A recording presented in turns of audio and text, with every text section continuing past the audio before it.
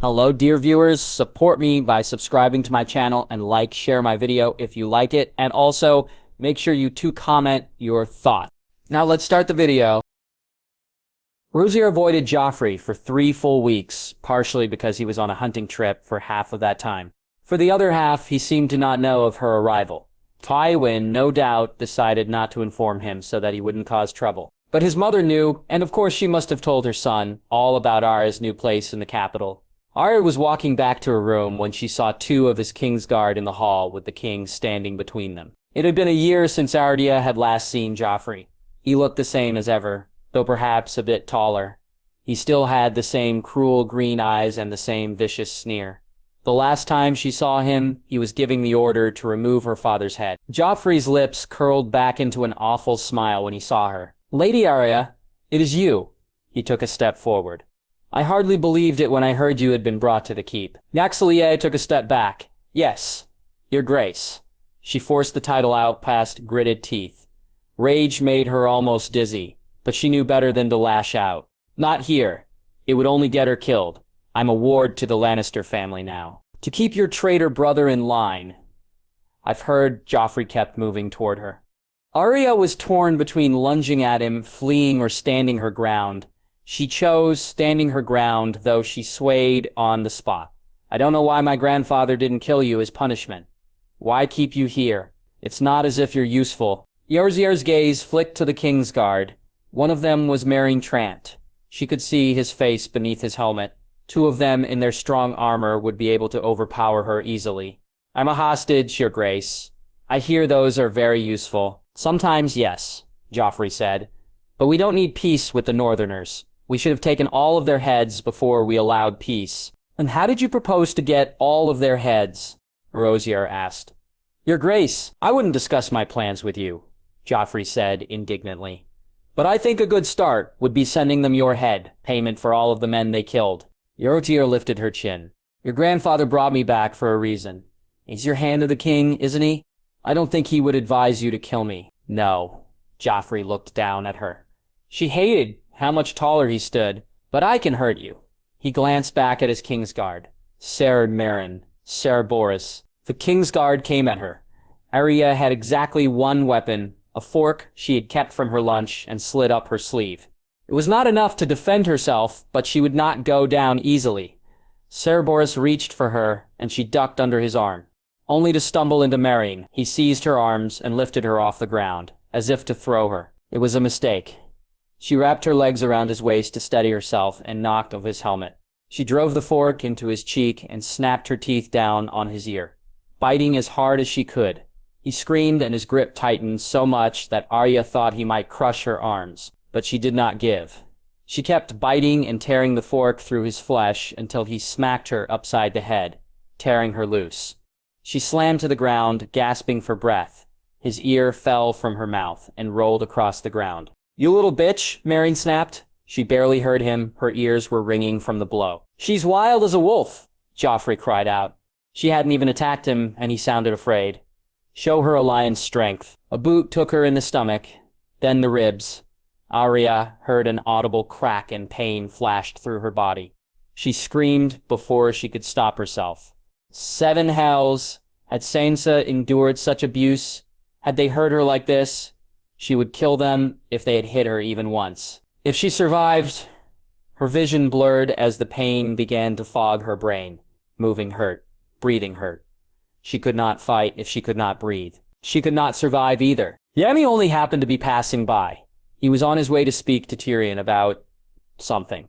He could not remember what it was later. It must have been some trivial annoyance. But when he passed down the hall, he heard a cry of pain. Though he had long ago abandoned his honor, the knight in him still went toward the sound on instinct. Someone was in agony, and someone else was laughing about it. Joffrey, Jaime thought. Of course it's Joffrey. He has such a love of watching other creatures in pain. It would likely be better not to intervene. He should leave Joffrey to his toys. He would check the situation and move on. Nothing more, but when Jaime rounded the corner, he saw Arya Stark, crumbled on the floor, curled into a ball to defend her body from the boots of the 2 Kingsguard standing over her. But the next kick from Meryn Trant sent her sprawling on her back, gasping for air. Joffrey laughed again. 7 hells, Seamus stalked forward. The boy was going to hurl them right back into the war with the North. That's enough. Uncle, Joffrey said, I'm teaching the girl a small lesson. Really? Seamus stopped just behind her. What is that lesson exactly? That a 13-year-old girl can't win in a fight against 2 fully armored knights. He glanced at Meryn. He had a nasty gash in his face and was missing most of his right ear. It seems she did better than expected. We do as the king commands, Meryn protested. That's right. You do, don't you? Yade said. I heard you did as the king commanded when he ordered you to beat Sansa Stark too. Because the king isn't very good at handling hostages. Joffrey's face twisted in rage. You don't speak to me like that, uncle. I am your king. Yes, your grace, you are, Yamai said. You should start acting more like one. Joffrey seemed bewildered by Shaime's words as he knelt beside Arya Stark. One of her eyes was blackened, but the other cracked open. She was still conscious. Apologies, Lady Stark, Jaime said. We should get you to a maester. I'm not done with her yet, Joffrey said. Yes, you are, Jaime said. Sir Meryn. Sir Boris, Joffrey said. Both Kingsguard took a step toward Jaime and he drew his sword. Come closer, and I'll cut through both of you, Jaime promised. It's our duty to protect and obey the king, Meryn Trant spat. Maybe you forgot that while you were a prisoner, Kingslayer. Yaxley tilted his head to the side. Well, I didn't forget my swordplay while I was a prisoner, and that means I could very easily kill both of you. It would leave the king without 2 of his guards. That would not be protecting him, would it? The 2 men stilled. They knew better than to fight with Jaime. With Barristan Selmy gone, Jaime was the best swordsman in the keep. When the knights did not advance, Jaime sheathed his sword again and bent to pick up the Arya Stark. Thankfully, she was small and easy to carry. Sure as your knife, she croaked out. Her voice was dangerously weak. Stay awake if you would, Lady Stark, Jaime murmured.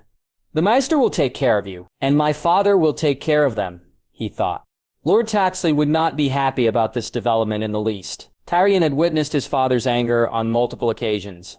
Quite often, Tyrion himself was the cause of it. But he had to admit it was a bit cathartic to see Joffrey on the receiving end of Tyrian's rage. Attacking Arya Stark was stupid, Tywin said coldly. Nearly as stupid as chopping off Ned Stark's head. Apparently you did not learn your lesson from that incident. The Starks are all traitors, Joffrey said. I took Ned Stark's head because he said I was not a king. Robb Stark claimed the same, and you offered peace. Peace is much less expensive than war, your grace, Tywin said. Shall I have Lord Baelish explain the numbers to you? Lord Baxilish looked like he would really rather not explain any of that. All of the small council was keeping quiet, not wanting to stand in the middle of this fight between the king and his hand. Even Cersei looked hesitant when she spoke. That girl is wild, she murmured. I'm sure Joffrey was only defending himself. He was not, Tywin said flatly. That's the same weak lie you used the first time they fought. I don't need a reason, Joffrey said. She's our hostage, and her well-being is what keeps us from restarting another pointless war with the North right on the edge of winter, Tywin snapped. The volume of his voice seemed to shrink. Joffrey, for a moment, Tyrion hid a smile behind his hand. Yes, he did enjoy watching this. Your Grace, Varys said carefully. If I may, Robb Stark has sworn allegiance to you and will ride south soon to swear it before the throne in the sight of gods and men. Since they have surrendered, mercy seems a wise course of action. I am merciful if I don't execute every one of the Northmen for treason, Joffrey spat. You would be ruling over cold graves then, Tyrion pointed out. Not very lively subjects. That is my right. I am the king, Joffrey declared. Any man who must say I am the king is no true king. Tywin stood from his seat. He was quite a bit taller than Joffrey, and the boy seemed to notice it, gripping his mother's chair for support. If your enemies defy you, destroy them, but if they kneel, you must help them to their feet. Otherwise, no man will ever kneel to you. King Aerys never understood that, but you must if you want your line to survive. Joffrey bristled at this. Is that a threat? It is advice, your grace. Tywin seemed to add the title almost as an afterthought. I am your hand, I advise you. I suggest that you listen. Why should I? Joffrey asked. Wise men listen, especially to the men who won their war for them. You didn't win, you made peace. Joffrey spat the word, as if it tasted sour. My father won the real war. He killed Prince Rhaegar. He took the Iron Throne while you hid under Casterly Rock. A deep silence fell over the room. Pyxell gripped to the edge of the table, and Varys and Littlefinger exchanged shocked glances. Cersei stared intently at her hands, as if wishing there was a wine glass in them. Tyrion very nearly started laughing, but he forced it down. That was not a wise thing to say to his father. It was technically true, but it wasn't wise. Tywin regarded Joffrey coldly. In the endless quiet, the boy king squirmed nervously, unable to hold his gaze. He raised his chin in a weak attempt to seem stronger, but everyone could see his fear. "The king is tired," Tywin said at last, with extraordinary finality. "See him to his chambers." Cersei was on her feet in a second, taking Joffrey's hand. "Come now, let's go." "I'm not tired," Joffrey muttered. "It's late. You should rest." Cersei led him toward the door. "Grand Maester, perhaps an essence of nightshade to help him sleep." Tywin glanced at Pyxell. Joffrey turned back, calling on what seemed to be the last of his courage. "You can't just send me to my rooms." "I am, right now," Tywin said. "And if you jeopardize our peace with the North by harming Arya Stark again, I'll send you there longer." Joffrey offered up no more argument to that. He fell quiet and allowed Cersei to guide him from the room. Quite the king indeed. The other members of the small council shuffled out rather quickly, not eager to remain in the aftermath of Tywin's rage. Tyrion lingered for a moment, an amused smile on his face. "You just sent the most powerful man in the kingdoms to bed without his supper." "You're a fool if you think Joffrey is the most powerful man," Tywin said. "A treasonous statement." "Joffrey is king," Tyrion said. Tywin gave him a look. "He'll only become more difficult to manage the older he gets. The Mad King was the same way. In the beginning, he took advice. He listened. By the end, nothing could be said." "That doesn't bode well," Tyrion said. "Joffrey does not even take advice now. He can be manipulated and intimidated. Margaery does quite a good job at the former, and you're good at the latter. But eventually, he is going to catch on to both." Tywin did not reply to that. "What have you heard of the Stark girl's condition?" "Her right arm is broken. Several broken ribs and far more bruises. One of her eyes is swollen shut," Tyrion said. "But she will live." "Good," Tywin said. "Those Kingsguard should be thankful for that. It would be their heads otherwise." "Meryn Trant may be suffering his punishment already," Tyrion said. The girl bit off his ear and stabbed him in the face with a fork. "Not a clean wound. I hear it has become badly infected because he did not see to it. If a knight can be killed with a fork in a girl's teeth, he should not be a knight," Tywin said. "Did Joffrey handle the other Stark girl this way?" "He tried to. I stopped him when I could," Tyrion said. "She never earned a beating this terrible, but then again, Sansa was a gentler creature. I have no doubt Arya Stark fought back. She has her father's foolish bravery, as well as his look." Tywin tapped his fingers against the table. "We'll have to cure her of that." "Cure her of his look." "I don't think that's possible," Tyrion said. "Do you ever stop trying to be clever?" Tywin said. "No, do you?" Tyrion asked. Tywin regarded him coldly. "Keep an eye on the girl, Tyrion, and make sure word of this does not reach her brother until she is recovered. I'm not going to fall back into war with the North this close to the winter. If you were able to manage Joffrey before, you should be able to keep him and the Stark girl away from each other now." Tyrion nodded. He knew their discussion was at its end. Part of him had wished that his father had never returned. Then he might have continued to be Hand of the King forever. But on the other hand, now it was Tywin's job to manage Joffrey, and he might find it was not so easy. The boy was afraid of him for now. That was what gave him an edge. It wouldn't last forever. When Joffrey got stupid enough, who knew what kind of madness he would reign on the Seven Kingdoms? Varisya faded in and out of consciousness for the first few days, though she would much rather be asleep. Being awake meant pain every time she even breathed. She would rather be lost in her dreams. She had many strange dreams. In one, she found herself racing through the forest at top speed. All around her, wolves howled. She was running with them, and they followed her as if they belonged to her pack. Perhaps they did. She was running on all fours, powerful. Unstoppable. She could have fought anything and won in that moment. "Give me a name," Jaqenhager's voice echoed from some distant place, "and the man will do the rest." She lunged at a deer and crushed its neck in her strong jaws. The blood tasted warm on her tongue. She found herself at Winterfell in the crypts, staring up at a statue of her father. When she stumbled from the darkness and up to the surface, the snow had fallen deeper than she had ever seen. Flayed men hung between two towers. They all looked down at her with vacant eyes. She found herself back at Harrenhal, surrounded by death. Bodies scattered the courtyard, all with different sigils on their armor. Wolves, lions, stags, ravens looked down from the battlements, and high above she heard the beat of great wings. She found herself at the Septiboy Thashera the Yang, surrounded by the mob. Only this time she was standing on the platform beside her father. Joffrey held a sword out to her. Her father's sword, bring me his head. She gripped the great sword, drawing in painful breaths, and turned to face her father. He looked up at her as she raised the sword. The crowd called for blood. Arya awoke with a painful gasp. Everything hurt, but this time she felt as if she were awake for good. She gritted her teeth and rested her head back against the pillow. I'm alive at least.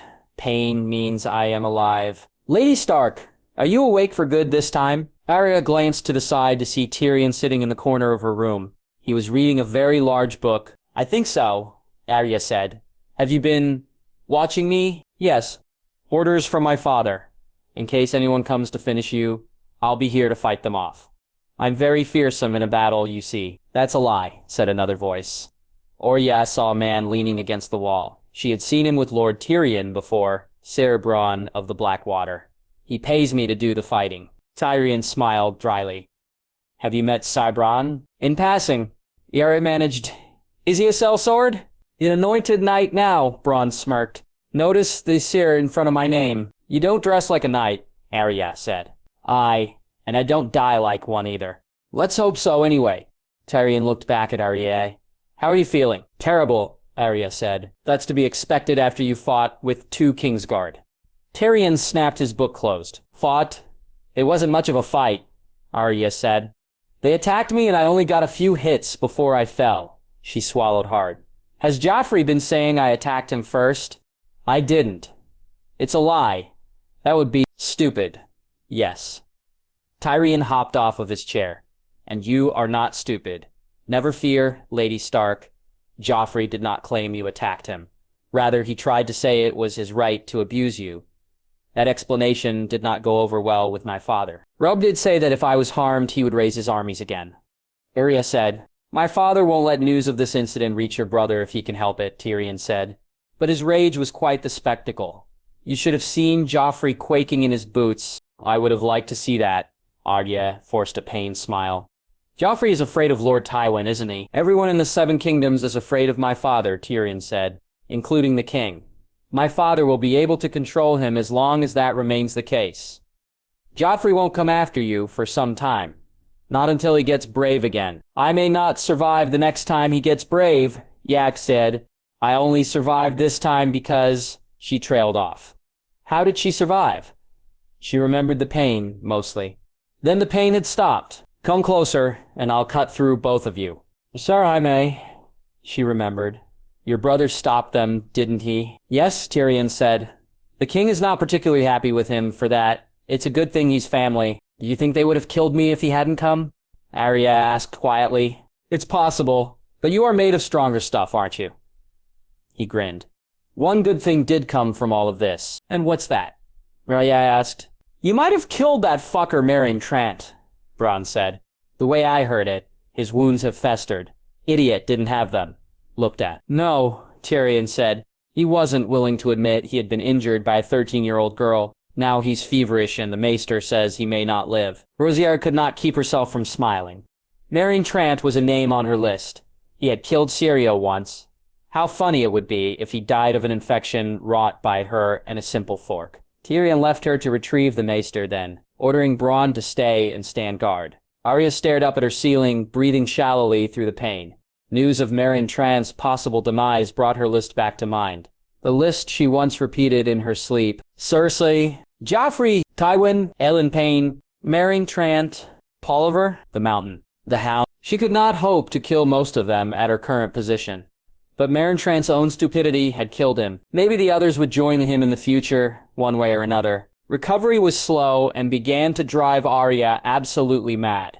She hated being confined to bed for so long, and as soon as she could, she forced herself to walk around her room, at least. The bruising had begun to fade, and while her torso was still sore, she could breathe without wanting to die. Her arm was still the worse, bound up in a sling. It was fortunate that she was left-handed, but she needed Shay's help to dress. Shay kept her company often and helped tend to her wounds. Arya liked talking to her, but she still felt she might go insane from boredom, trapped in her room. It was 2 months before she felt able to walk the halls again. Her arm would be fully healed in another few months, according to Grand Maester Pycelle, and he insisted there would be no lasting damage. It was a clean break. The pain, at least, had abated. There was a persistent tingling in Arya's fingers, but that was meant to fade in time. Unfortunately, she now had 2 Lannister guards flanking her wherever she walked, for protection, according to Tyrion, but she did not like them watching her. She wasn't able to do anything without them coming along, which meant she could not escape to practice with Needle. It was truly a dreadful situation. Sansa always excelled at everything, ladylike, but Arya did not know how the practice didn't bore her sister to tears. Proper ladies did not run or fight. They practiced walking gracefully and needlework, at which Arya had always been horrid. Now, as she was still healing, Arya read to keep her mind from going numb as well as her fingers. The only book in her room was The Language of Flowers, and after reading it twice through, out of desperation, Arya never wanted to look at a flower again. In the confines of her room, she once grew so bored that she balanced the book on top of her head to see how long she could keep it from falling. She was doing just that when Tyrion entered the room to check on her progress. He was accompanied by a boy this time, just barely old enough to be a man. She had seen him before, too. He was Lord Tyrion's squire. Both of the men gave her an odd look. Trying to absorb the words through the top of your skull, Lady Arya. She is practicing, she said, so that she can walk like a lady. Do ladies walk around with books on their heads? Tyrion asked. No, I'm just trying to entertain myself.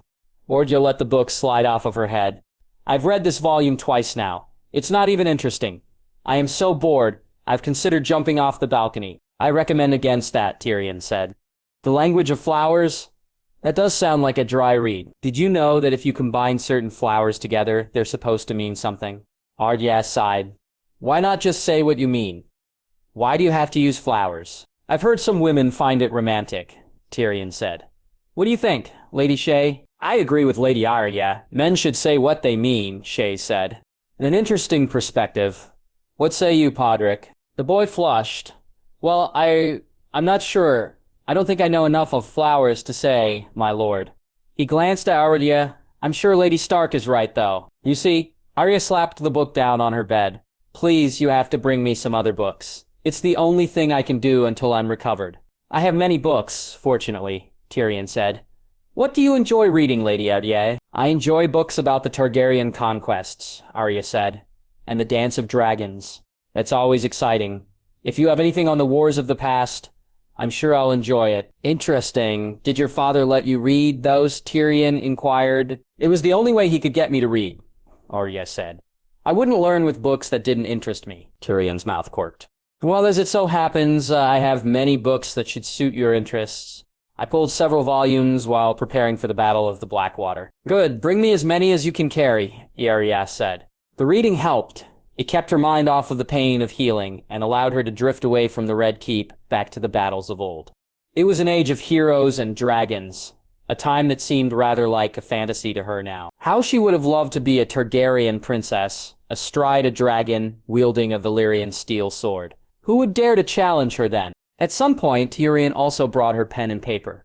Though not only for her leisure, my father wishes for you to write a letter to your brother, Tyrion said, assuring him that you are well. Of course he does, Arya said. Would you like to dictate the exact words I should write? No, Tyrion said. Robb won't believe the letter if we do. Suppose I write the truth then. What will you do then? Iridia asked. Tyrion raised an eyebrow. Do you want your brother to return to war, Lady Arya? Arya sighed, running her fingers over the paper. No, she did not want that. She did not want any more Northmen to die because of her. I'll write the letter. It took her the next hour to figure out exactly what she wanted to say. By the end, she had penned a letter that Tyrion deemed suitable enough. Dear Robb, Lord Tywin insists that I write to assure you that I am not dead, which I suppose you have already guessed, considering that this is my handwriting. I hope this reaches you and that the Greyjoys are not giving you too much trouble. Please write when Bran and Rickon are safe, and Winterfell retaken. Tell Mother and Sansa that I miss them. I miss you all. Until we meet again, Arya Stark. She was reminded of the vast space between her and Winterfell as she wrote the letter, and it nearly reduced her to tears. She held them back. Crying only made the pain worse, and she did not want any Lannister to see her tears. Not even Tyrion. As her condition improved, she took more walks, though always accompanied by her new Lannister guards. They did not speak to her, and she did not speak to them. She went out to the gardens for fresh air, and to spot some of the damn flowers she spent too much time reading about. It was not the same as practicing with Needle, and she missed the solitude, but at least she felt alive once again. It was on the way back from one of her walks that she crossed paths again with Jaime Lannister. In fact, she very nearly collided with him when she turned a corner. "My apologies, Lady Stark." Jaime looked her over. "You're up and about again?" Yes, Arya said. "Grand Monster Pitzal says there should be no lasting damage." "That's good to hear. Fortunate that they broke your right arm instead of your left. It shouldn't affect your practice near as much." "Funny enough, I haven't gotten much time to practice." Arya glanced meaningfully at her two guards. Yaine's mouth twitched. "No, I suppose not." He gave her a nod. "Perhaps when you're fully recovered." "Excuse me." He circled past her to continue on his way. She cursed herself twice before turning around to call after him. "Shikemi." He stopped, glancing over his shoulder. "Yes, Lady Arya." "Thank you," Arya said, "for your help. It's possible that I owe you my life." "It's possible," Yaine agreed. "Think nothing of it. You do not owe me anything. Even if you did, there's nothing in the Stark words about paying debts." With that, he turned and continued on his way. "I wish you a full recovery." Rozier exhaled. She did not want to owe the Lannisters anything. Not a single one of them. Lannisters collected on debts as much as they paid them. Even if Jaime claimed that she did not owe him, she felt the debt. "I'll have to save his life one day," she thought. "Then perhaps I can call the debt paid." 6 months after her injury, when her ribs had long healed and her arm was finally freed of its sling, Tywin Lannister called her to the Tower of the Hand. He was writing letters as usual. Arya had never known a lord to write quite as much as her captor. Usually they left that to the maesters. He did not look up as she entered. He kept on scribbling, leaving her hovering in the center of the room. She made an effort to stand absolutely still. Tywin had a way of making people feel nervous in his presence, and though Arya was not immune to it, she did not want to admit weakness by fidgeting.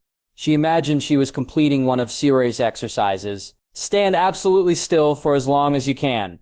This brings focus. Calm. If you cannot be calm in the stillness and the silence, then your weakness will be more obvious. At last, Lord Tywin looked up. "I see your injuries have healed. I would not have been able to climb the stairs if they weren't, my lord," Arya said. "No, likely not." Tywin glanced at her guards.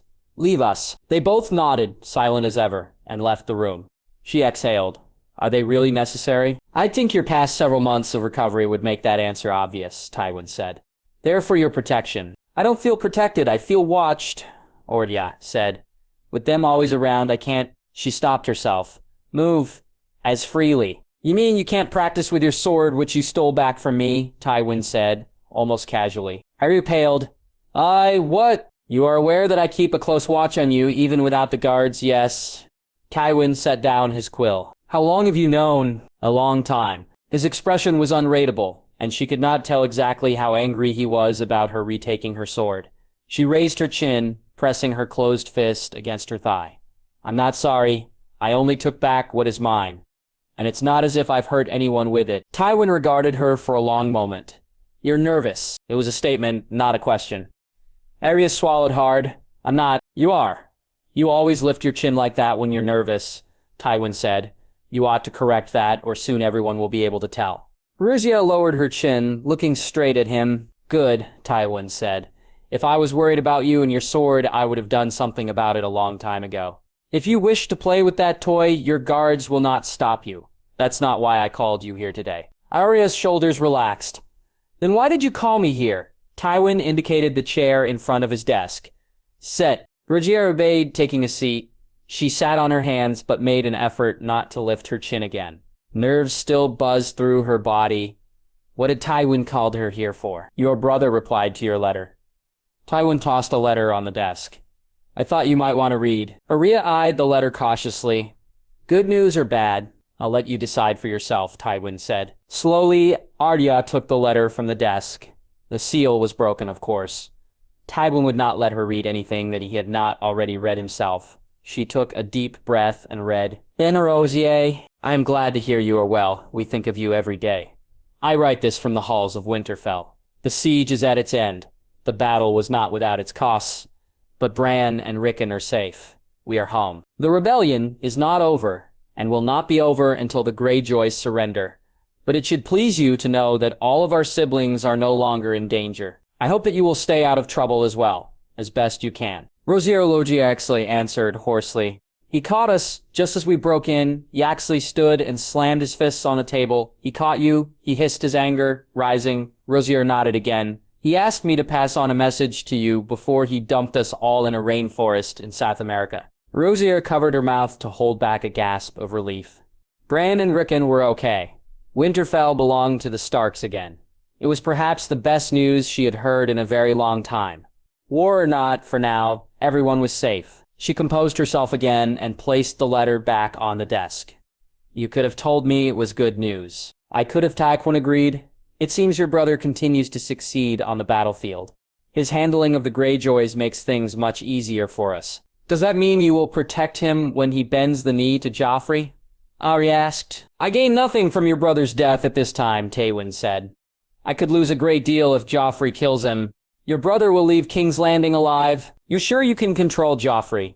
Arya asked. I controlled the Mad King for a time. I can control Joffrey, Tywin said. For a time? Arya asked. So when did he get to be too much for you? Tywin regarded her for a long moment. There was a coldness in his eyes, a warning. She knew when she had pressed too far, but she did not lift her chin this time. She kept her gaze steady. I will not be afraid. I am a wolf. I have no need to fear him. You may leave, Tywin said flatly after what seemed like an eternal silence. I have nothing more to discuss with you today. Arya inclined her head. My lord, Lord Tywin would allow many things from her that most captors would not. He allowed her to speak freely and he allowed her to practice sword play, but he never allowed her to question his strength. He did not show his weakness, not just to Arya, but anybody. But she was beginning to learn his tells too, just as he had learned hers. One day, she just might be able to use that against him. Two good things came from that meeting with Tywin. For one thing, Arya could breathe a sigh of relief about the well-being of her family. Robb, Sansa, Bran, Rickon, her mother.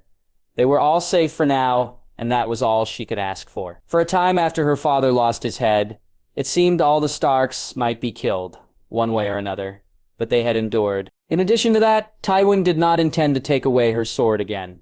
She supposed as long as she kept it tucked in that room, he wouldn't see it as a problem. She couldn't use it on anyone important if it was hidden in the walls. So, fully healed, she returned to that room and asked her guards to stay outside the door. Needle was exactly where she left it, and she was relieved to feel its hilt in her hand again. It won't cut a man's head off, but it can poke him full of holes if you're quick enough. Rhaedia adjusted her hold, making sure her grip was delicate. Then she began to practice once again. Several months of bed rest had made her weaker, and she was determined to close that gap as quickly as possible. She practiced every day, sometimes for hours, with a new sort of determination. Next time, she would not be caught off guard by Joffrey's men. Next time, she was determined to fight them. She could not take Needle with her outside of this room. She doubted Tywin would allow her to carry a sword openly. But if they did come at her again, she could dodge them. Avoid them. Or perhaps take a weapon from one of her new guards. Whatever the case, she would be prepared. As she practiced, she whispered her list under her breath. Cersei Lannister, Joffrey Baratheon, Tywin Lannister, and Unpain. Polliver, the Mountain. The Hound. Meryn Trant was no longer on her list, and she was debating the place of some others. She had no idea where to find Polliver or the Mountain. She thought she might be able to find the Hound, but apparently he had deserted the king during the Battle of the Blackwater. She had casually asked Tyrion about it, and he told her the story. The last thing he said to me was, "Fuck the king," Tyrion said. Which I suppose I could understand. It was a funny thought. It almost made Arya consider taking him off her list, until she remembered Micah. Joffrey, Cersei, and Tywin were in the capital, of course. But each was as unkillable as the last. The whole keep would know if she tried to kill Joffrey. Cersei was far too suspicious of her already, and Tywin, sometimes she wasn't even sure if he could die. Anyone can be killed, she reminded herself. But she could not kill him. He was the only one who would bother protecting Robb when he came to the capital. He was her captor, but he stood between her family and the king. Really, the list was more a fantasy for Arya. She could not kill anyone without Tywin knowing about it. She could not rebel, or she might jeopardize the well-being of her family. But she did think about it sometimes to keep her sane.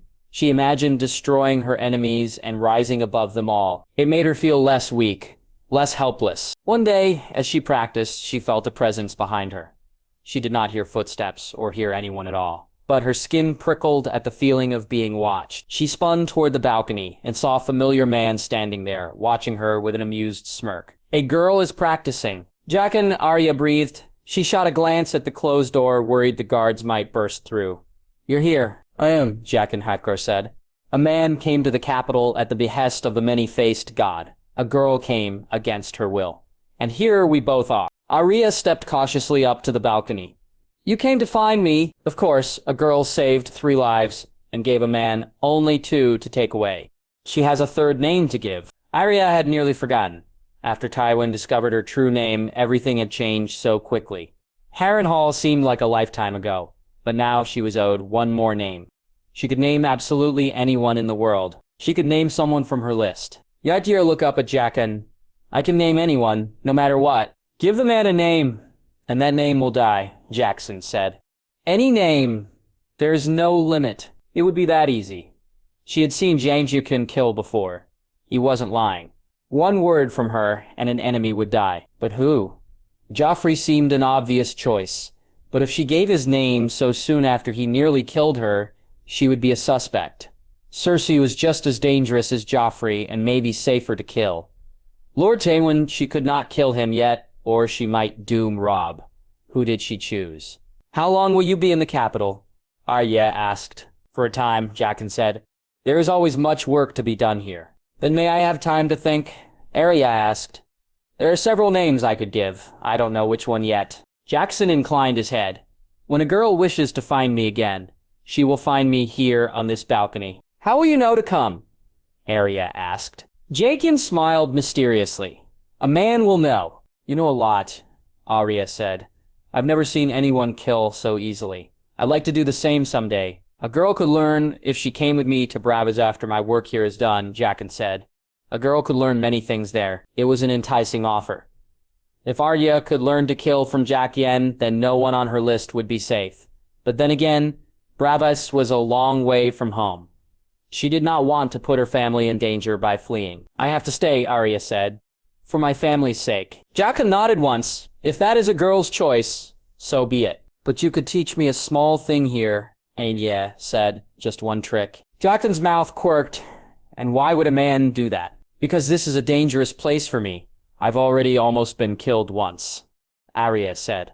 "If I die, I cannot give you a third name." "You could become the third name," Jaqen pointed out. Arya crossed her arms. "That wasn't the deal." Jaqen inclined his head. "No, it was not," he thought for a moment, then drew a knife from his belt. It was smaller than a dagger and had a very thin hilt. He took her hand and is pressing the hilt into her left hand. Arya watched as he maneuvered her fingers into a particular hold. Then he stepped back and nodded at the wall. "A girl can do the rest." Rosier stared at the wall for a moment, confused. "What do you mean? She turned to look back for Jaqen, but he had already gone. Rosieria cursed twice under her breath. Of course he wouldn't really teach her. What did he want her to practice? Stabbing. Slashing. She looked at the wall, trying to find the answer. Then she noticed the stack of wooden crates. That's what he had indicated. She glanced down at the knife in her hand, then back to the crates. She shifted her right foot back slightly, squared her shoulders, and then threw the knife stuck in the tallest crate with a quiver. Rosier grinned. She could not carry needle with her, but she could carry a knife up her sleeve with little trouble. If she could master the throw, then she could kill an enemy at a distance. Even the helmet's Kingsguard had gaps for a thin blade like this. Ratsin moved forward and pried her new knife from the crates. Then she returned to her original place, adjusted her grip, and threw again. It struck the wood far to the left of her first mark. She sheathed the blade, and tried again, and again. By the end of the afternoon, the crates were full of holes. Jaime had only just returned from war, when his father bid him leave for it again. The Starks were dealing with the Greyjoy rebellion. The Tyrells had been brought to heel with Margaery's engagement to Joffrey, and Stannis' army was crushed at the Battle of Blackwater. But Robert's younger brother was still a problem. Some of his forces had survived, and as long as Stannis himself lived, he would be the greatest threat to Joffrey's throne. Technically speaking, he was the true heir. But to admit that would be to admit Joffrey's true parentage, and that would not bode well for Yanma, Cersei, or any of their children. So Tywin had instructed Jaime to deal with the issue. He had not intentions of leaving one of the 5 kings to wander around until he could regain his armies. Stannis was one man he could never bargain into submission. He had to go. It wouldn't take many men. Dragonstone would be well fortified, but not well guarded. So many soldiers had died in the Battle of Blackwater, and many more had scattered in the aftermath, abandoning Stannis for greener pastures. They had no fleet. They had no hope of winning. At Dragonstone, Stannis would make his last stand, and the last of the 5 kings would be dealt with. Along with the orders, his father gifted Jaime with a sword, one of the most beautiful he had ever seen. In fact, it looked like Valyrian steel, but it couldn't possibly be. These weapons were rare, and only a fool would sell one. It was reworked, Tywin said. There are a few smiths who know how to reforge Valyrian steel. The original weapon was quite large, so he reworked it into 2 blades. The original weapon? Jaime raised an eyebrow. Ned Stark's sword, Tywin said. That one goes to you. If Joffrey learns an ounce of patience and wisdom, the other will go to him on his wedding day. Don't tell Arya Stark that, Jaime said. I did not plan on it, Tywin said. I expect this sword will help you to put down Stannis. You're my son, Tywin said. Such a weapon befits the Lannister name. If he's fool enough to fight me himself, yes, said. Thank you, truly. It's beautiful. Cersei was the most difficult to deal with. When he returned to the capital, he expected her to be happy to see him. She was, perhaps. But there was something changed about her. She was wilder and colder at the same time. She seemed to resent him for his imprisonment. Maybe he should not have taken it personally. She resented everyone for something these days. And he got to hear it all. On one hand, Yapping had only just returned to King's Landing and wasn't anxious to leave again. On the other hand, he knew fighting and war far better than politics. Between Cersei, Joffrey, and his father, he was beginning to lose his fucking mind. What does it matter if Joffrey damaged the Stark girl a bit? She snapped one morning. You were there to make sure it did not go too far. I almost wasn't there, Jaime reminded her. It was lucky I kept him from killing her. Father was mad to make peace with the North anyway. Cersei stalked to her table and took a long sip from her wine. She drank more than ever now. Why were both of his siblings so attached to wine lately?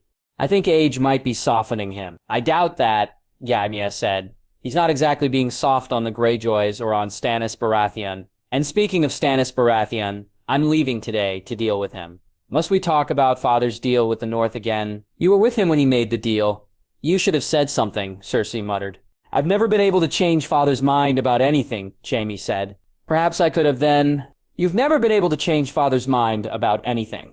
What are you talking about? I would, if I was born in a man's body, I would be taken as seriously as you. Cersei glared at him over her shoulder. Jaime exhaled, moving toward her with careful steps. Cersei, please, why are we talking about this? He reached out a hand to rest on her shoulder, but she stepped out of his reach. What do you expect from me? A tearful goodbye, sweet words of farewell? Jaime dropped his hand, feeling frustration burn through him. Is that so much to ask? You were gone for over a year, Cersei said. You can't expect everything to be the same now that you've returned. Do you think I wanted to be gone? Do you think I was running around the countryside for the fun of it? Jaime asked. I was a hostage. I was in a cage. It doesn't matter what you wanted, you were gone, Cersei said. Stannis' men nearly took the castle. They would have killed me and both your sons. Do you care nothing of that? Of course I care about that, Jaime snapped. And if Stannis won the battle, my sword would not have been enough to save you. He ran a hand through his hair. Anyway, he didn't win. We destroyed his army. Everything is fine. Everything is not fine. It's not as simple as that, Cersei whirled to face him. Now Joffrey is engaged to that Tyrell whore. All of our enemies are allowed to bend the knee. We are weakening. Everything will be taken from us before we know it. Jaime exhaled. This much wine made Cersei paranoid and almost intolerable. Not all of our enemies. Rensley is dead. Balin will be soon. So will Stannis. I'm leaving to deal with him now. So what? Cersei asked. So that's not all of our enemies, is it? She turned away from him again, gripping her wine. You fear the Starks too much, sister, Jaime said. You don't fear them enough, Cersei said. Ned Stark knew about us, Jaime. He would have told Robert if Robert hadn't been killed by that wild boar. But he didn't. Ned Stark is dead, Jaime said. His son may know, but who cares? To spread that secret would mean the death of his sister and the ruin of his house. He's not going to step out of line. He took a step toward her. I was a prisoner of the Starks for a long time. Robb Stark and his mother are both dangerous. They're forces to be reckoned with, but they are not more dangerous than father. And the Stark girl? Cersei asked. Jaime almost laughed. She's what, 14 at the most. The way you talk about her, you'd think she was a trained assassin. Father has a close watch on her, and she won't act out because she fears for her family. What is she going to do? Now, nothing, Cersei said. But someday she could be a danger. You always focus so much on some days. Someday we'll all be dead, and none of it will matter. Who cares about someday? Jaime reached for her again, but again she backed away. You should go, she said. There was nothing but coldness in her green eyes. You have another king to slay. Jaime clenched his jaw and bit down a retort to that comment. Then he turned to go. Years of war had changed Cersei in ways he could not begin to understand. But he knew her feelings were not changed toward him. They must be hidden beneath fear and paranoia. When true peace came, perhaps everything would return to normal. But this time, there would be no Robert. This time, it could be just them, as it was always meant to be. On the day Jaime left, he said farewell to the people who mattered. His father reminded him to do his duty and crush Stannis Baratheon once and for all. Tyrion bid him to return soon, since he was the only member of the family he could stand. Tommen cheerfully wished him luck in the battle to come, which Jaime accepted, though he had no faith in luck. Cersei did not bid him anything at all. She was fixed in sullen silence as she watched him go. As he mounted his horse, he caught sight of Arya Stark passing above, her 2 Lannister guards flanking her. She noticed him and stopped to look. He truly could not see what Cersei feared so much about her. She was a girl playing at being a knight. She had some skill with a blade, but she would never be able to truly wield one in a battle. She was not an assassin. She was not a spy. She was a hostage to his father. Until we meet again, Arya Stark, he thought as he gave her a nod. She stared straight back at him, her expression fixed and cold. And for a moment he did see a flash of wolf in her. He shook his head and urged his horse forward. The wolf could not judge the lion, especially not a wolf small as her. Arya felt safer with a knife up her sleeve. Next time she was attacked, she could not count on Jaime Lannister to save her. On one hand, he had gone with the Lannister and Tyrell forces to deal with Stannis Baratheon and could be gone for months. On another hand, she did not want to owe the man any more debts. She practiced throwing the knife until she had nearly destroyed the crates. But after several days of practice, she could hit her target almost every single time. She was hyper-aware of the cool steel pressed against her forearm. But she never dared take the knife out when she was around other people. Everyone in the capital had eyes behind every bush. Occasionally, she practiced throwing small sticks in the garden to see if she could stick the twig in some lady's elaborate hair. Half of the time, she succeeded. Her guards never chided her or spoke to her at all. No matter what strange thing she did, they did not speak. She had no doubt they reported to Lord Tywin, but she appreciated their silence. It made them easier to ignore. It was far harder to ignore the attention of the courts. Everyone had eyes on her, the ward of House Lannister, the daughter of a traitor. When she walked in the gardens, their whispers followed her. Their gazes bore holes into her head. Sometimes she turned sharply around and caught people diverting their eyes. It doesn't matter what they think. I am a wolf, Arya thought. A wolf in a cage, but a wolf, nonetheless. She did not make conversation with any of them. She did not want to anyhow. She had never been good at holding conversations with most nobles. They thought her too wild or blunt or unladylike. She found places in the garden where less people traveled. The hedge maze near the sea was a particular favorite spot of hers. It was tucked away from everything else, offering much-needed isolation. Or so she thought. She did not at all expect to see the young prince walking amongst the hedges. One cool autumn morning. Lady Arya, Prince Tommen noticed her and smiled. Do you come to the maze often too? Sometimes. Arya hid her latest stick behind her back. Her gaze flicked to the king's guard at Tommen's side. It's not one of the ones who injured her, but she did not trust him. It's quiet here. The maze is fun too. Tommen stepped toward her. He looked like his brother, but his face was shockingly kinder. His smile was genuine. I've been through here many times, but I still occasionally get lost. Grozier nodded once. She should not be here. Cersei had warned her to stay away from her children, and Cersei did not need any more reason to hate her. Is something wrong, Lady Arya? Tommen asked. He tilted his head to the side. Do you wish to be alone? I'm sorry if I interrupted you. It's not that, Arya said. I mean, I do wish... No, you didn't interrupt me, my prince. I'm just not sure what your mother would think of you talking with the daughter of a traitor. Well, you're the Lannister ward now, aren't you? Tommen asked. I'm sure Mother won't mind. She will, Arya said. She doesn't like me. Neither does your brother. I mean, the king. I heard that you were badly injured because my brother... I apologize for that. Tommen gave her a little bow. Arya almost laughed. How did this boy come from Cersei? And how had he not absorbed any of Joffrey's cruelty? What were you doing with that stick? Axlia clasped her hands tighter behind her back. What stick? The one behind your back. Rozia dropped the stick. There's nothing behind my back, because you dropped it. Tommen took a step forward. Come on. What were you doing? Jack sighed. Just a few tricks, really. Simple tricks. What's the point? Tommen said. Self-defense. You can defend yourself with a stick? No, usually it would be a knife. Arya winced as she said it. She did not need Tommen running back to his mother to say he found her practicing knife tricks. But only if absolutely necessary, of course. A lady should be able to defend herself if someone else isn't there. Oh, Tommen nodded. It's because you were attacked. You're afraid to be attacked again. Rhea let out a breath. Yes, that's it. I suppose that makes sense, Tommen said. Though you have 2 Lannister guards to protect you, I don't think you have anything to fear, my lady. It never hurts to be careful, Arya said through a forced smile. If Tommen sensed her discomfort, he didn't show it. His expression was so open, like a puppy. Yes, that was what Tommen reminded her of. A happy little puppy who had never known any horrors in his whole life. He was the same age as her little brother Bran. And Bran had already lost the use of his legs and been held hostage by the Greyjoys. Tommen had never been in danger once. Looking at his face, she could not resent him for it. She wished she could wash the blood and death from her memory. Will you show me? Tommen asked. A few tricks. Arya glanced again at his king's guard. The man would undoubtedly report to the Queen Regent.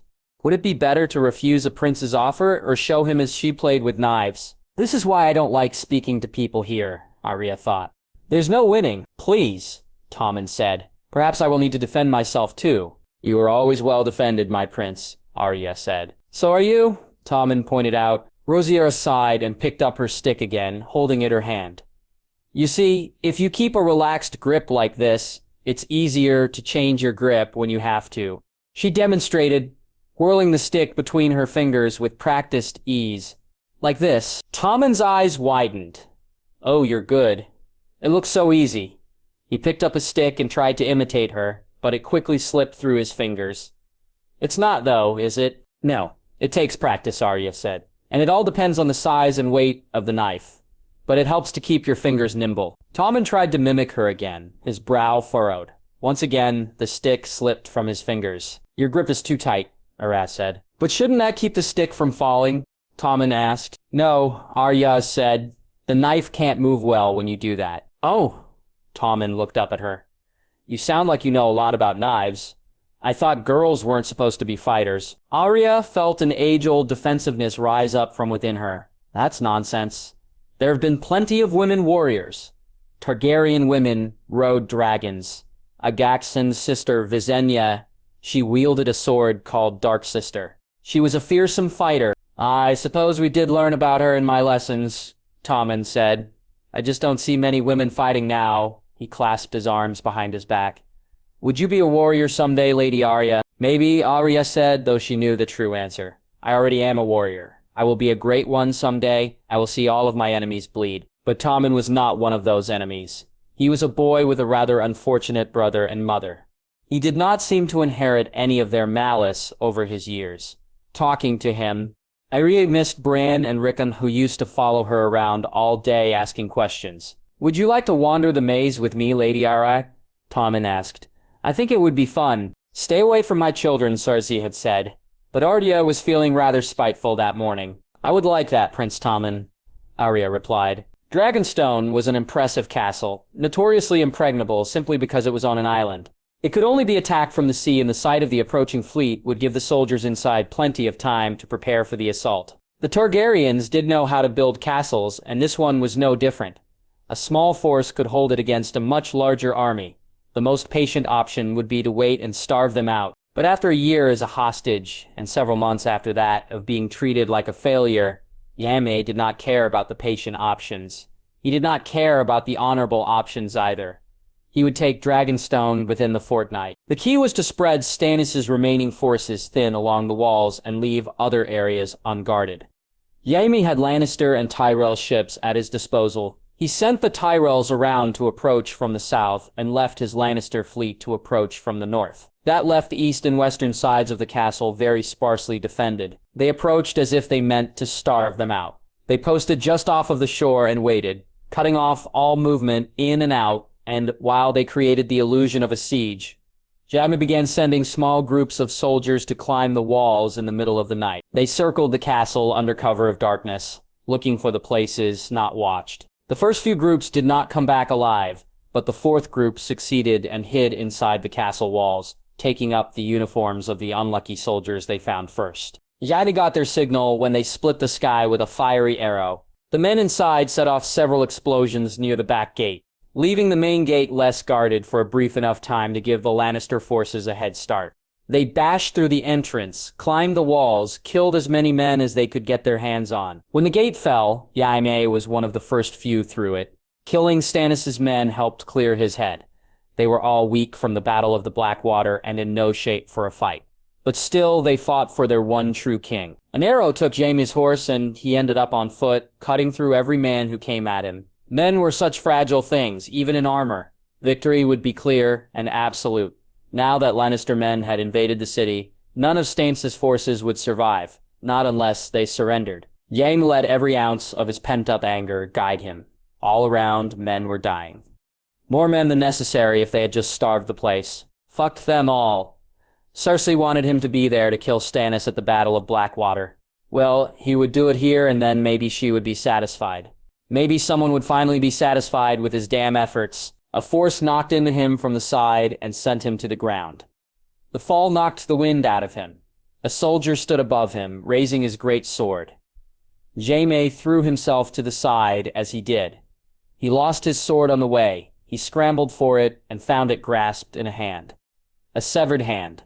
Jaime blinked dumbly at the sight. His gaze went from his sword to the hand to his own wrist, spewing blood.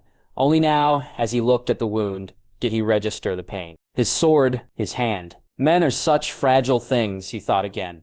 In the days of his shock, Lannister, one of his soldiers, grabbed Jaime and hauled him to his feet. Jaime recognized his voice. It was Sir Bronn of the Blackwater. His brother had sent him along to help with the fight.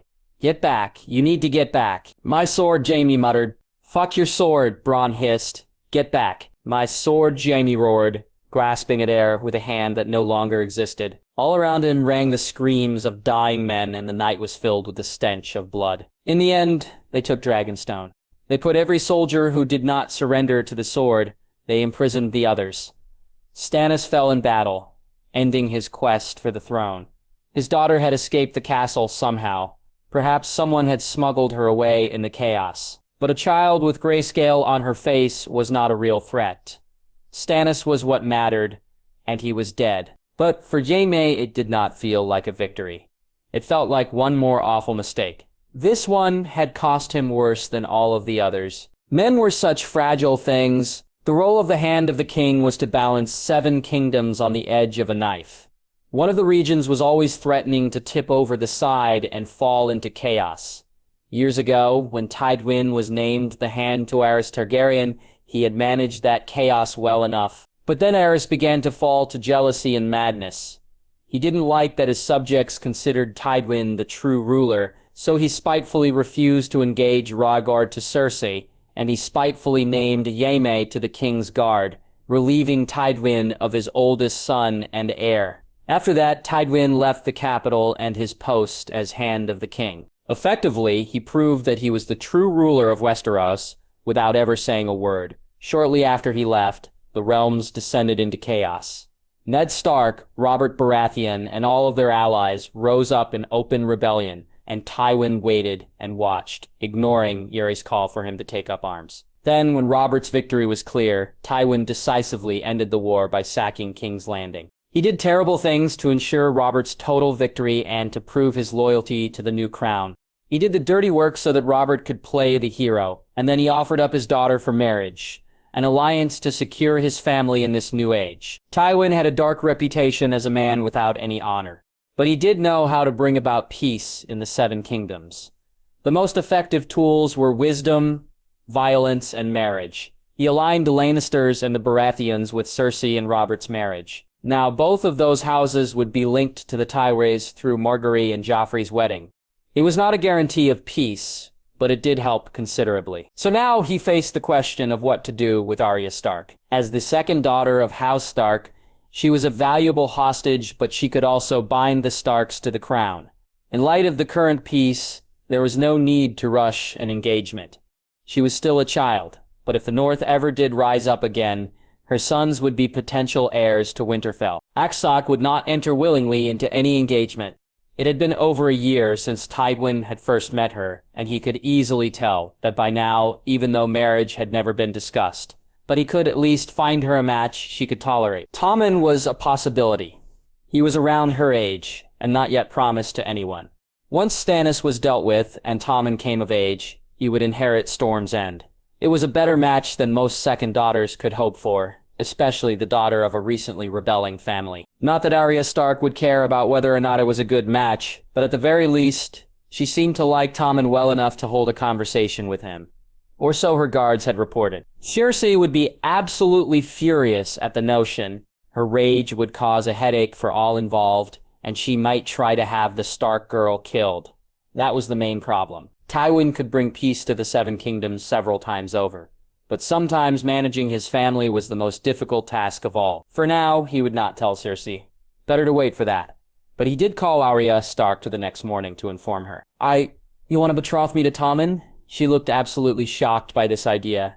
Tywin wondered if she had been willfully ignoring the possibility of marriage for as long as possible. I'm not certain yet, Tywin said. It would tie the Starks to the Baratheons. It's as good a match as you can hope for. I haven't hoped for any match, Arya said. I don't want to marry. I suppose you hope to remain unwed for your whole life, then? Tywin raised an eyebrow. Yes, she said. What's so strange about that? It's not strange to hope, but it is impossible for a lady from your family, Tywin said. You're my ward, which means it falls to me to make a match for you. Arya's expression was sullen, like a child's. But then, she still was a child who would not come of age for another few years. She still had childish notions about the future. I suppose I am a hostage. I should have expected you to use me to make connections. Arya said flatly. Tywin's mouth twitched, amused. It's not because you're a hostage. It's because you're a lady. Your father would have forced you into a match too, to some northern lord maybe. That's what all fathers do for their daughters. They find them husbands. Arya glared up at him. My father knew I did not want to marry. I'm sure your whole family knew. But then, that didn't keep your brother and mother from bargaining you away to the Freys for a bridge, did it? Tywin asked. Arya stared at him. What do you mean? When your brother needed to cross the bridge at the Twins, he sent your mother to barter for passage. Tywin said. Walder Frey wanted to marry you to one of his sons. Your mother agreed. Your brother accepted. She looked stricken by this news. For a bridge? It was an important bridge, Tywin said. That's how the world works, Lady Arya. Now, I suppose I could let Walder Frey's son have you, but I didn't make that promise. Your brother did, and Walder Frey is useless to me at this point in time. Binding the Starks to the Crown's family, that's very useful. And I don't get any say, Arya muttered. Not with you and not with my family. No, Tywin agreed. That doesn't seem fair. The world isn't fair. That's what people always say when they don't want to bother changing things. Arya glared up at him. Her tongue was still sharp as steel. You can argue if you want, Tywin said. You can argue until your lungs give out, but unless you can make a reasonable case, it won't matter. It didn't matter with my children either. I'm not your child, I'm your ward, Arya retorted. Then you should expect even less sympathy, Tywin said flatly. This discussion is at its end. Arya started to raise her chin like she usually did, but corrected herself at the last minute. She was learning. Even as she argued and protested, she was learning. Instead, she held his gaze in the silence before she turned and left. Tywin exhaled, and she was the easy one to tell. He did not want to even think of Cersei's response to this news. The next morning, Arya sat in the garden plucking petals off of flowers. She did not know why. The flowers had not done anything to her. Being born a woman had done this to her. When she was a child and she first learned that girls and boys were treated differently, she had prayed to the gods to turn her into a boy so that she could become a knight. When she found out the gods did not answer such prayers, she resolved that she would be a warrior despite her gender. But always the expectations of a lady hovered behind her. Her father promised one day she would marry the Lord of a Holdfast and have children who were warriors. Her mother reminded her that she must dress like a lady. Her sister stood beside her as a constant reminder of everything. Arya was not. When Yaren cut her hair, Arya felt almost freed. She didn't mind pretending to be a boy. No one told her to act more like a lady when she was pretending to be a boy. Most men were stupid enough to believe the trick. In boys' clothes with boys' hair, Arya might as well have been a boy. Until we will do no such thing. This one's a girl, you idiot. Tywin Lannister had seen through the disguise. Then he discovered her name, and she once again became a lady. Expected one day to marry. Over the past year, her hair had grown back to her shoulders. Soon it might go all the way down to her waist. She liked the growing length, but Arya wished she could cut it all off again. She loathed being a woman at that moment. Even if she wasn't a hostage, she would not be free. Pardon me, Lady Arya. Arya looked up in surprise to see Marguerite Tyrell standing before her. She had seen her around the court, but had never expected to speak to her. She was Joffrey's betrothed after all, and Arya was only a hostage. Yet here the future queen stood. Lady Marjorie, Arya stood and made a hasty attempt at a curtsy. May I help you? Not with anything especially important. I only wanted to speak to you. It has been some time since you came to court, and we haven't spoken at all. Marjorie smiled brightly. How are you enjoying King's Landing? Not very well, Arya said. I'm a hostage, and my father died here. Rosier cursed herself immediately. This was not the person to complain to. She could rush to tell Joffrey of any treasonous comments, but if Marguerite was offended, she didn't show it. It was a grave loss for you, I'm sure, and I have heard my husband-to-be has not been fully hospitable to you since you arrived. I came to apologize for that. Why would you? Yacht suspiciously. Because that's the kind thing to do, Marguerite said. Will you walk with me? It was a question, but Arya knew better than to refuse a future queen's offer. She fell into step beside her, trying to look as dignified as possible. I hear a rumor we might be sisters soon, Marjorie murmured. Has that rumor really already spread that far? Arya asked. Well, it's not official, of course, but everyone in the capital has ears and eyes, Marjorie said. They absorb everything. Then Cersei will have me killed by tonight. Arya sighed. It's not as if I have a choice in all of this. What is your concern, Lady Eyre? Marjorie asked. Arya still had not decided whether or not to trust the kindness of her expression. Do you not wish to be married to Tommen? I do not wish to be married, Arya said. To anyone. Tommen is not the problem. Marjorie gave her a sympathetic smile. It's the burden of a woman in this world, isn't it? We want power, but no one gives us power on our own. She rested a hand on Arya's arm. We gain power through marriage and children. That is the game that has been set before us. And I have no choice but to play. Is that it? Arya asked bitterly. There's no shame in that, is there? Marjorie said, a woman can be strong even if she is married. You think your mother is strong, do you not? Yes, of course, Arya said, without thinking. I think my grandmother's strong. I'm not sure I've ever known a stronger person in my life, Marjorie said, but they both married. Do you think less of them for that? No, Arya said quietly. Marjorie smiled and continued walking down the path, drawing Arya along with her. Have you read much history, my lady? Yes, a lot, Arya said. You're familiar with the Targaryen conquest, then? Marjorie asked. Eaxiati and his sisters? Obviously, Arya said. Visenya was always a hero of mine. She was a great warrior, Marjorie agreed. What about Rhaenys? I've read about her, of course, Arya said. She was the prettier of the two. She loved music, but she didn't fight as much. When she read about the Targaryen conquests, Rhaenys always reminded her of Sansa, the great beauty beloved by all. Arya could never have hoped to reach those heights. Yes, she didn't fight as often with her sword, Marjorie said, but she fought more than all of them with her dragon. They say she rode twice as often as both of her siblings combined, and yes, she was beautiful and graceful and everything a proper lady is taught to be. But she is the one who established the rule of 6, which has protected women for centuries. The common people loved her, and her line went on to form the great Targaryen dynasty. After she fell in battle, her brother and sister set Dorne ablaze for her. No one could say she was not just as strong as Visenya and Aegon. Arya glanced down at her feet as they walked. No, I suppose not. Marjorie stopped and turned to face Arya.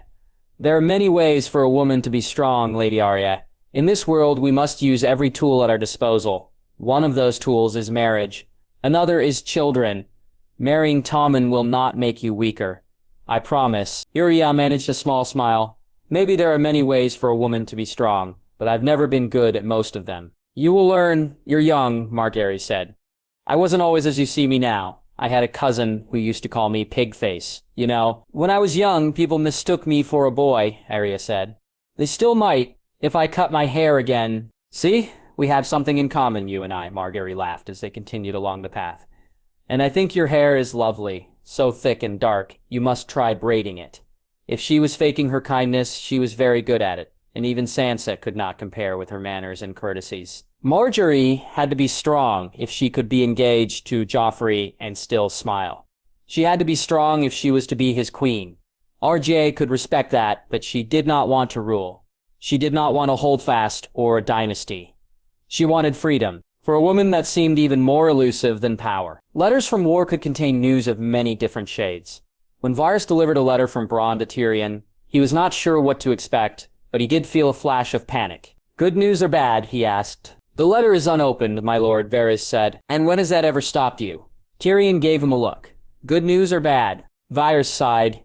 Both, I'm afraid. Tyrion nodded once and split the seal with his thumb. He read the contents as quickly as he could, only taking in a few of the words.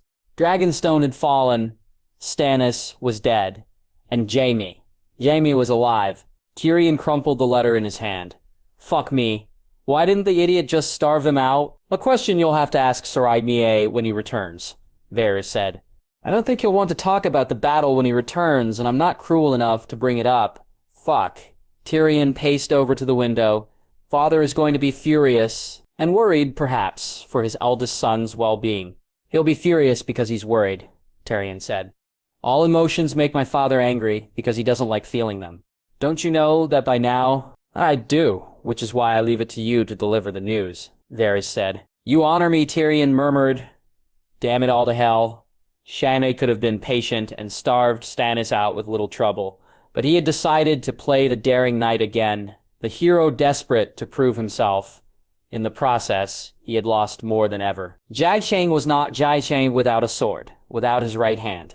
How would he begin to wield one? Tywin was in the middle of conversation with Cersei when Tyrion climbed the steps. He could hear her raging from a ways off. Lovely, that would put his father in a better mood. Engage that wolf bitch to Tommen. I will never let that happen. Cersei snarled. Marrying the Tyrell whore to Joffrey is bad enough, and now Arya Stark? So you hate Marjorie Tyrell now, too, Tywin responded flatly. Is there anyone in the 7 kingdoms you don't loathe? I love my children. That's enough. Then I suppose it will be difficult to find them any match that will meet your expectations. So his father was plotting to marry Arya to Tommen. It could be a strategically smart match, but Cersei would never accept it. Not that her acceptance would matter to their father in the least. He never cared much for the personal feelings of his children. Tyrion listened to the arguing for a few more seconds before he steeled himself and pushed through the door.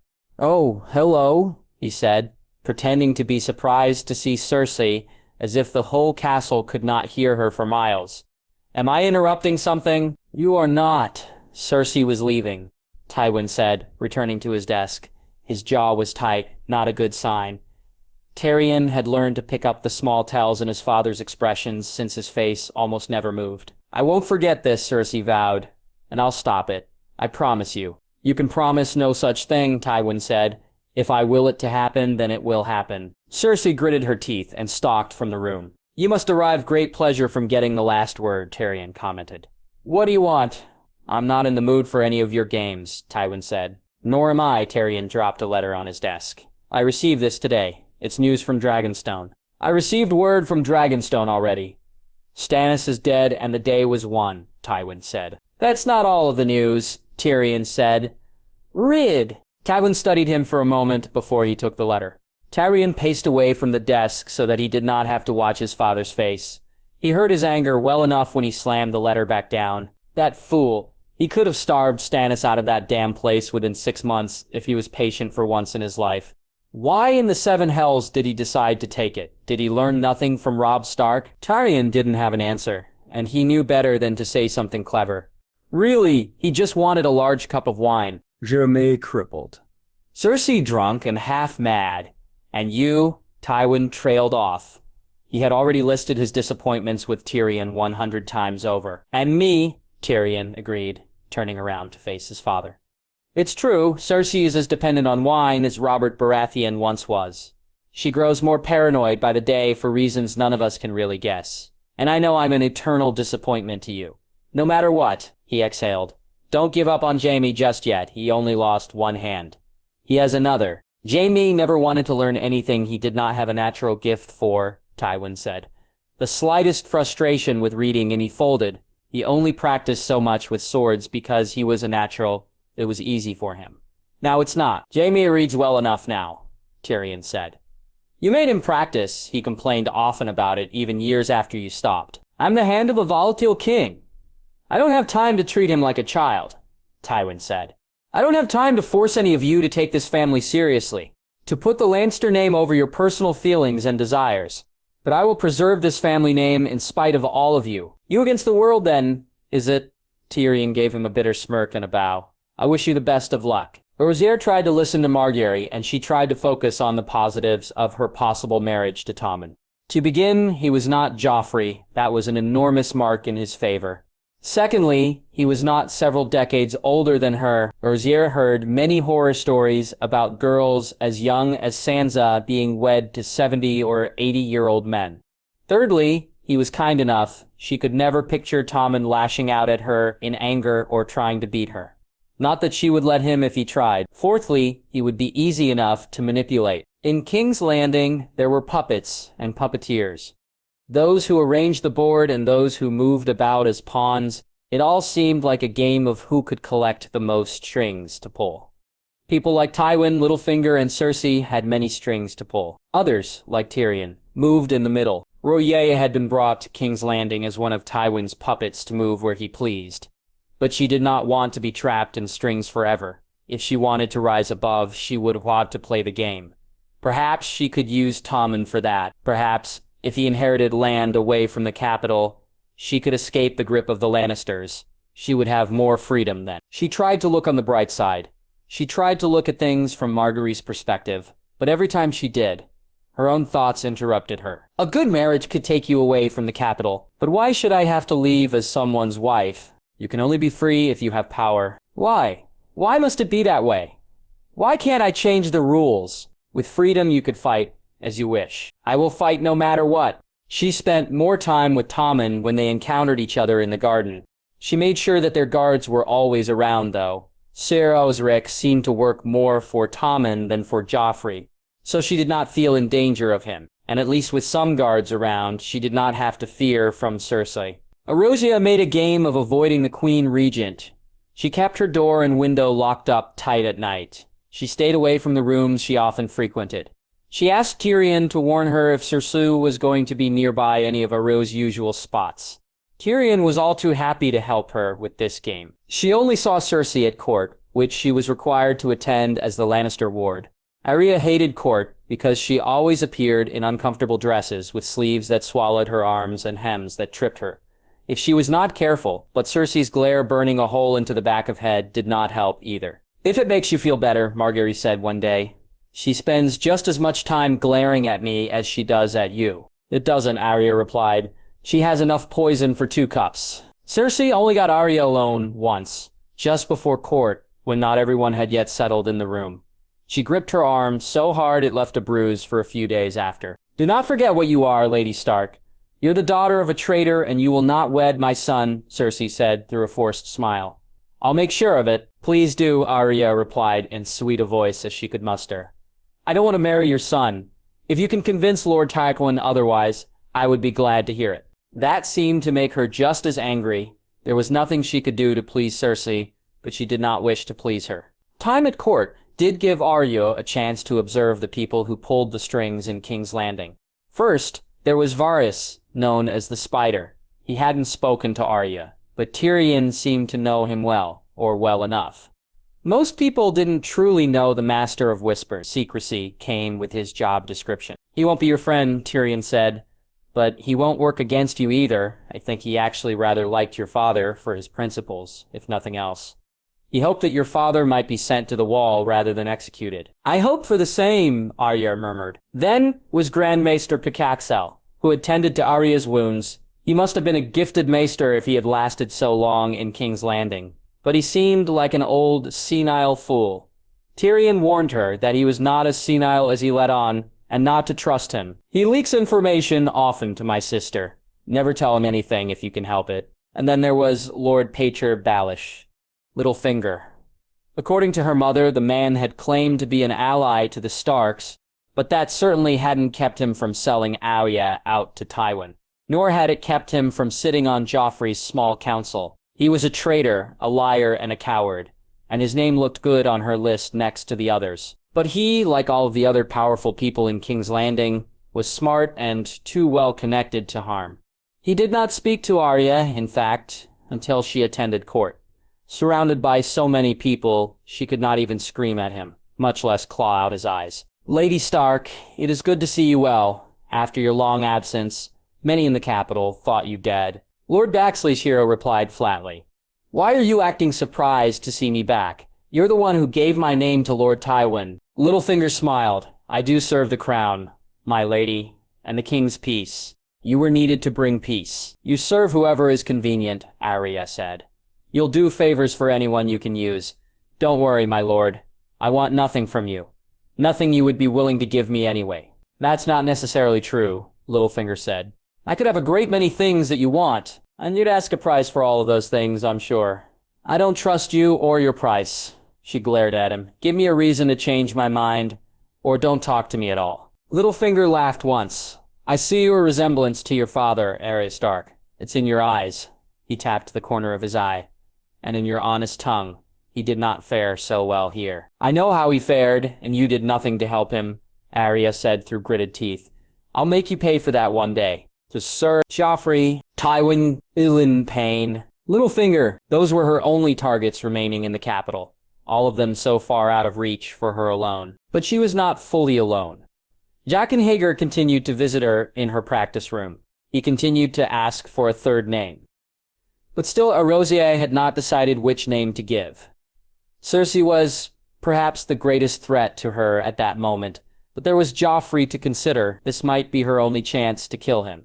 Or maybe she should spend her last name on Littlefinger. She could not decide. But she would have to choose soon if she did not want to lose her chance. Arya continued to spend time with Tommen, partially out of spite for Cersei, and partially because there were only so many people she could talk to.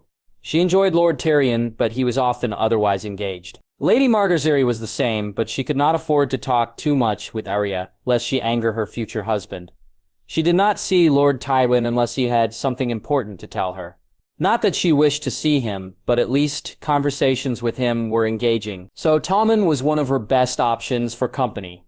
He wasn't that interesting a person, but he was kind enough.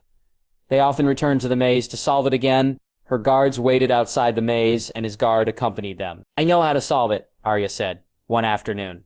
I've memorized the route. That's not the fun of it, Tommen said. You're supposed to let yourself get lost, then find a way out.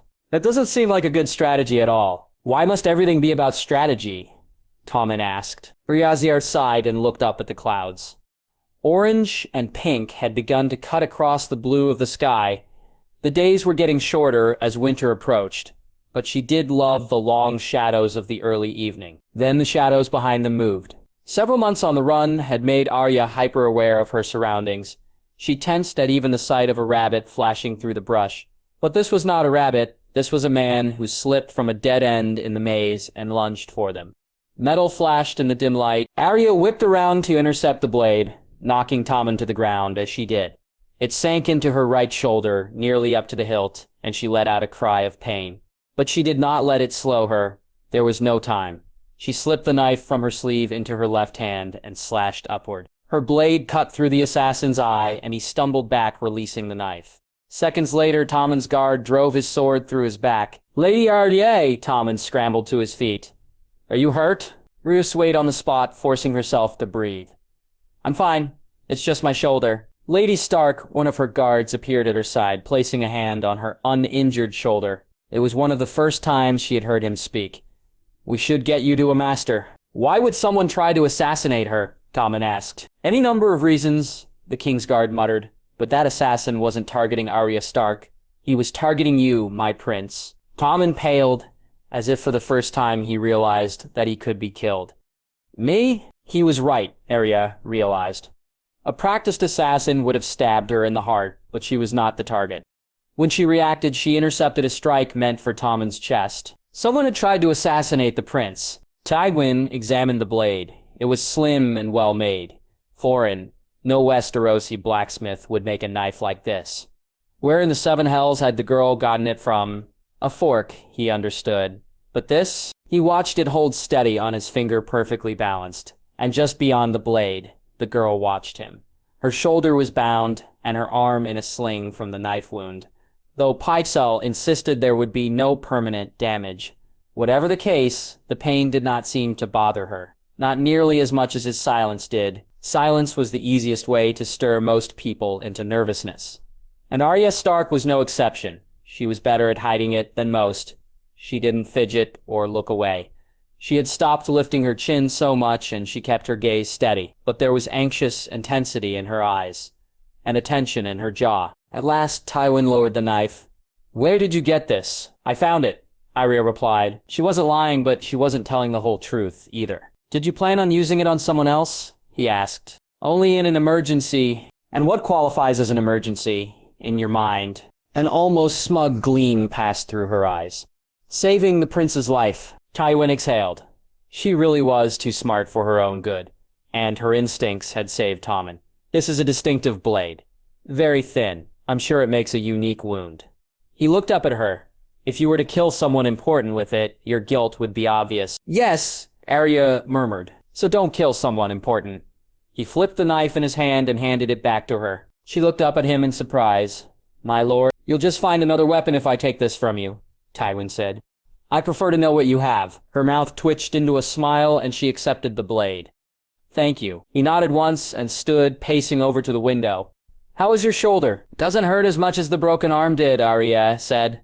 "I still have my left hand. Everyone keeps injuring the wrong part of me." "Or the right part, from your perspective," Tywin said. "That almost sounded like a joke, Lord Tywin," Arya said. He glanced back at her. "It's a good thing you know better than that." "Yes, I do." She turned her gaze back to her knife. The blade spun between her practiced fingers in a blur. She handled it like an expert. Like someone who had been training very hard to kill someone. How many hours a day did she devote to fighting? He wondered. It had saved Tommen, perhaps, but it could kill others who Tywin needed alive. "Lady Arya," he said at last. She looked up from her blade. "I'm not a fool," he said. "I know you don't practice with your blades for self-defense alone. There are multiple members of my family you want dead, including me." "Then why give me the knife?" Arya asked. "Because sometimes you kill the right people," Tywin said. "But whoever you kill, I will find out, and I will deal with you accordingly." Arya lifted her chin, then. She hadn't broken herself completely of that tell yet. "I might not use this knife." "It doesn't matter if you use that knife or your sword or any other weapon," Tywin said. "I'll know from looking at your face. I can always tell when you're hiding something." She glared at him then. He had seen that sullen look many times before, on Arya and on Cersei when she was a child. How would Cersei handle Arya's heroic rescue of her son? When Arya did not retort, Tywin knew he had won the argument. For now. He paced back to the door. "Rest and recover, Lady Arya. You're of more use to me when you're unwounded." Rosier's shoulder wound was minor compared to her injuries a few months previous. The blade had not hit anything important. It would leave only a small scar behind once it had healed. Most importantly, Tommen was safe and his assassin killed. He thanked her profusely all the way back to the castle, fretting over her wound. He apologized to her too, for dragging her into such an awful mess. Arya could not imagine how he came from the Lannister family. He was far too kind. And his life could still be in danger. Arya guessed the assassin had not acted on his own. Someone must have paid him. But why? Trying to kill the king, she understood. But why would someone try to assassinate the prince? Agda was contemplating this very question when a knock came at her door. She quickly checked to make sure her knife was up her sleeve. It was. "Come in." Cersei Lannister glided through the door. Arya internally cursed a few times before she dipped into a curtsy. "Your Grace, I'm surprised to see you here." "Are you?" Cersei asked. "It was my understanding that we tried to avoid each other," Arya said. Cersei smiled tightly. "Perhaps, but I come here today with good reason." She paused for a moment, as if gathering her words. Arya had never seen such an expression on her face before. "I would like to thank you for a few days ago.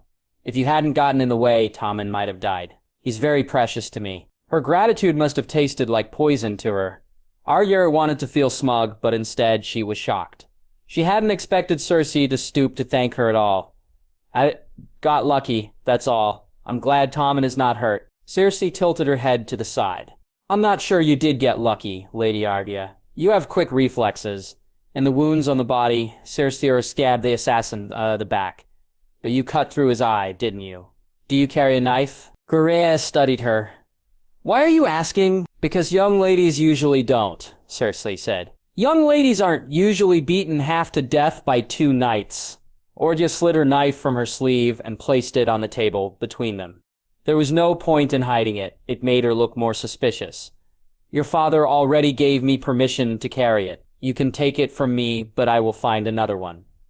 I'm not interested in being helpless again." Cersei smiled and picked up the knife. "You misunderstand me, Lady Arya. I'm not going to take your knife." "Of course not. If you used it on anyone important, everyone would know, and you would be executed. My father knows that.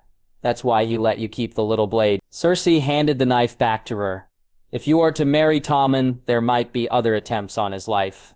Perhaps you'll need this knife again." Cautiously, Arya took the knife back and slipped it back up her sleeve. "Yes, Your Grace." Cersei folded her hands into her sleeves, pacing to the other side of the room. She looked up as if inspecting the quality of the walls. "You must hate Joffrey terribly, perhaps even worse than you hate me. The fury is so clear in your eyes every time we see each other, and I've watched you in the throne room, burning holes into the king with your glares. But Tommen has always been such a sweet thing.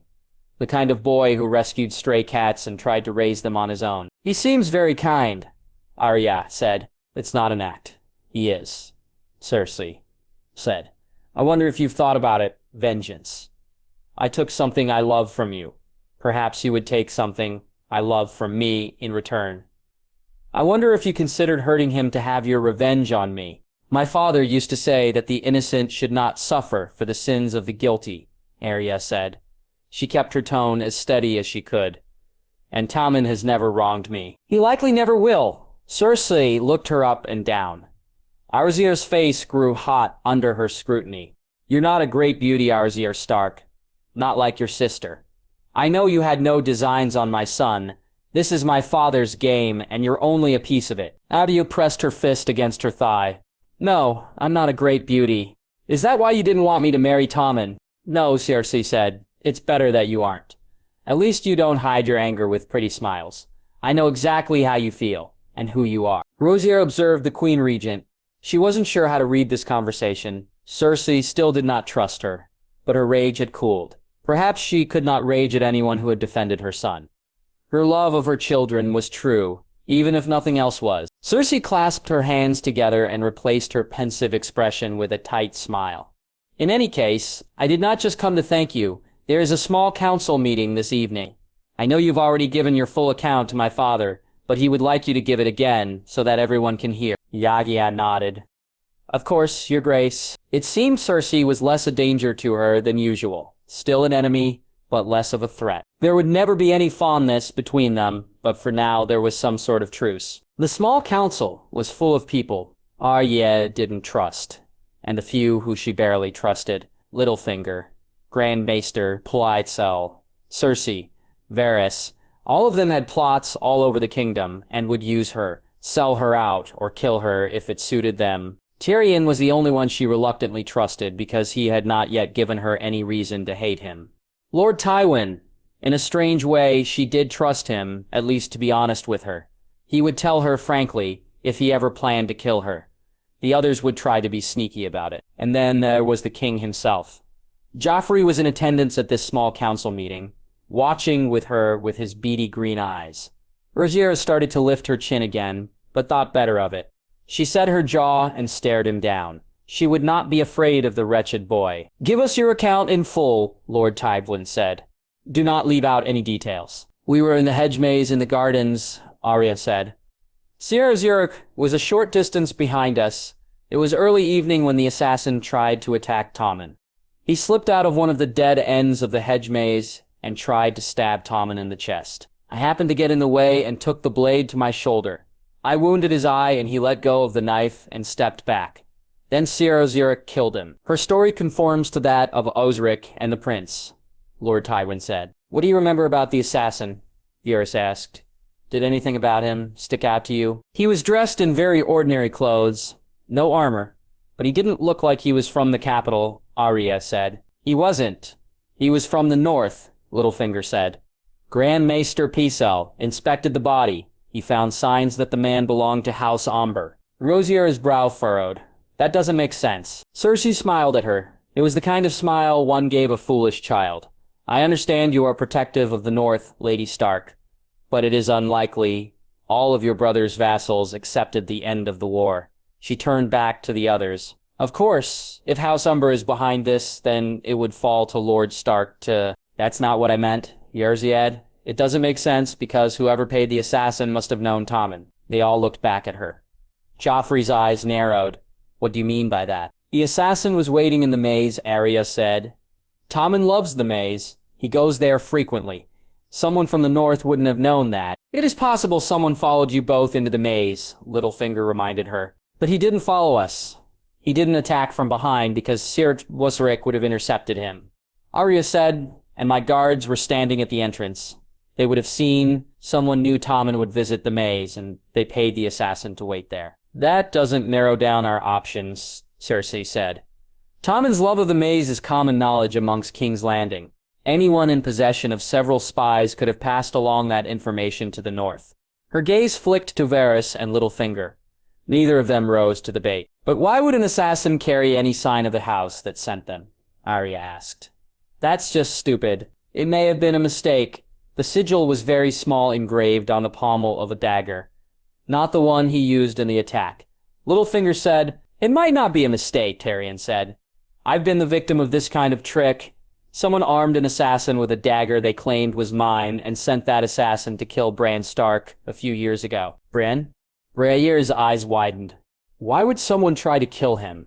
He was paralyzed. "I'm not sure, since I wasn't the culprit," Tyrion said. "The assassin failed, of course. But then Catelyn Stark arrested me, my lord father raised an army, and the Starks and Lannisters started a war. Someone may be using this mistake to start a war anew." "It is shocking how many people hate peace," Varys commented. He glanced at Littlefinger, as is he meant the comment for him. Littlefinger did not respond. Cersei laughed once. "That's a far-fetched idea. It's just as likely that some people in the north are angry that they did not gain the independence they desired, or that they want revenge for Ned. Arya tried not to bristle at the suggestion.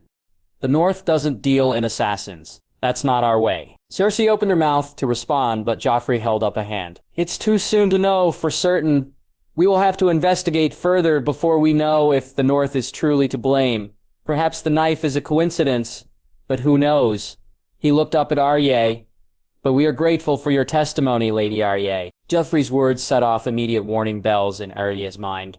This is wrong, she thought. He is being too reasonable. This is very wrong. It was much more like Joffrey to jump to blind accusations. He did prefer war to peace, after all. But he was showing caution. Was Tywin truly getting to him, or was this some sort of trick? Whatever the case, she could feel her nerves buzzing as the meeting ended and the small council filed from the room. Once they had all left, Arya turned to go as well, but Lord Tywin stopped her. "Not you!" Arya paused, and turned back to face the hand of the king. Joffrey was acting strangely tonight.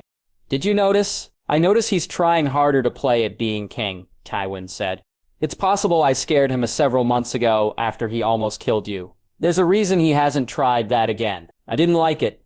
I felt more in danger than ever, Arya said. That's because you know he's only pretending while I'm in the room, Tywin said. You were right about the assassin. Someone is trying to start another war, and it was someone who knew Tommen's habits well enough to give the assassin the perfect place to strike. There are plenty of people who don't support peace with the North, Arya said. But some of those people would never put Tommen in danger. Correct. Cersei has nothing to do with this, Tywin said. However, if our culprit is looking to start a war, you are an obvious target. Be careful. Rosier lifted her chin. I'm not afraid. Tywin raised an eyebrow. Damn, Arya exhaled and lowered her head again. I've been getting better about that. I've noticed, Tywin said. Regardless, you would be a fool not to be afraid. Rosier nodded once. Already this place had nearly killed her twice. She hadn't even been in King's Landing a year yet. How many more attempts on her life would she have to survive? You keep that knife on you at all times, don't you? Tywin asked. Yes, Arya murmured. She could feel the cool metal against her forearm. Good, Tywin said. You may need it again soon. He was in the beginning, but I got the better of him, she replied. He was in the beginning, but I got the better of him, she replied. He was in the beginning, but I got the better of him, she replied.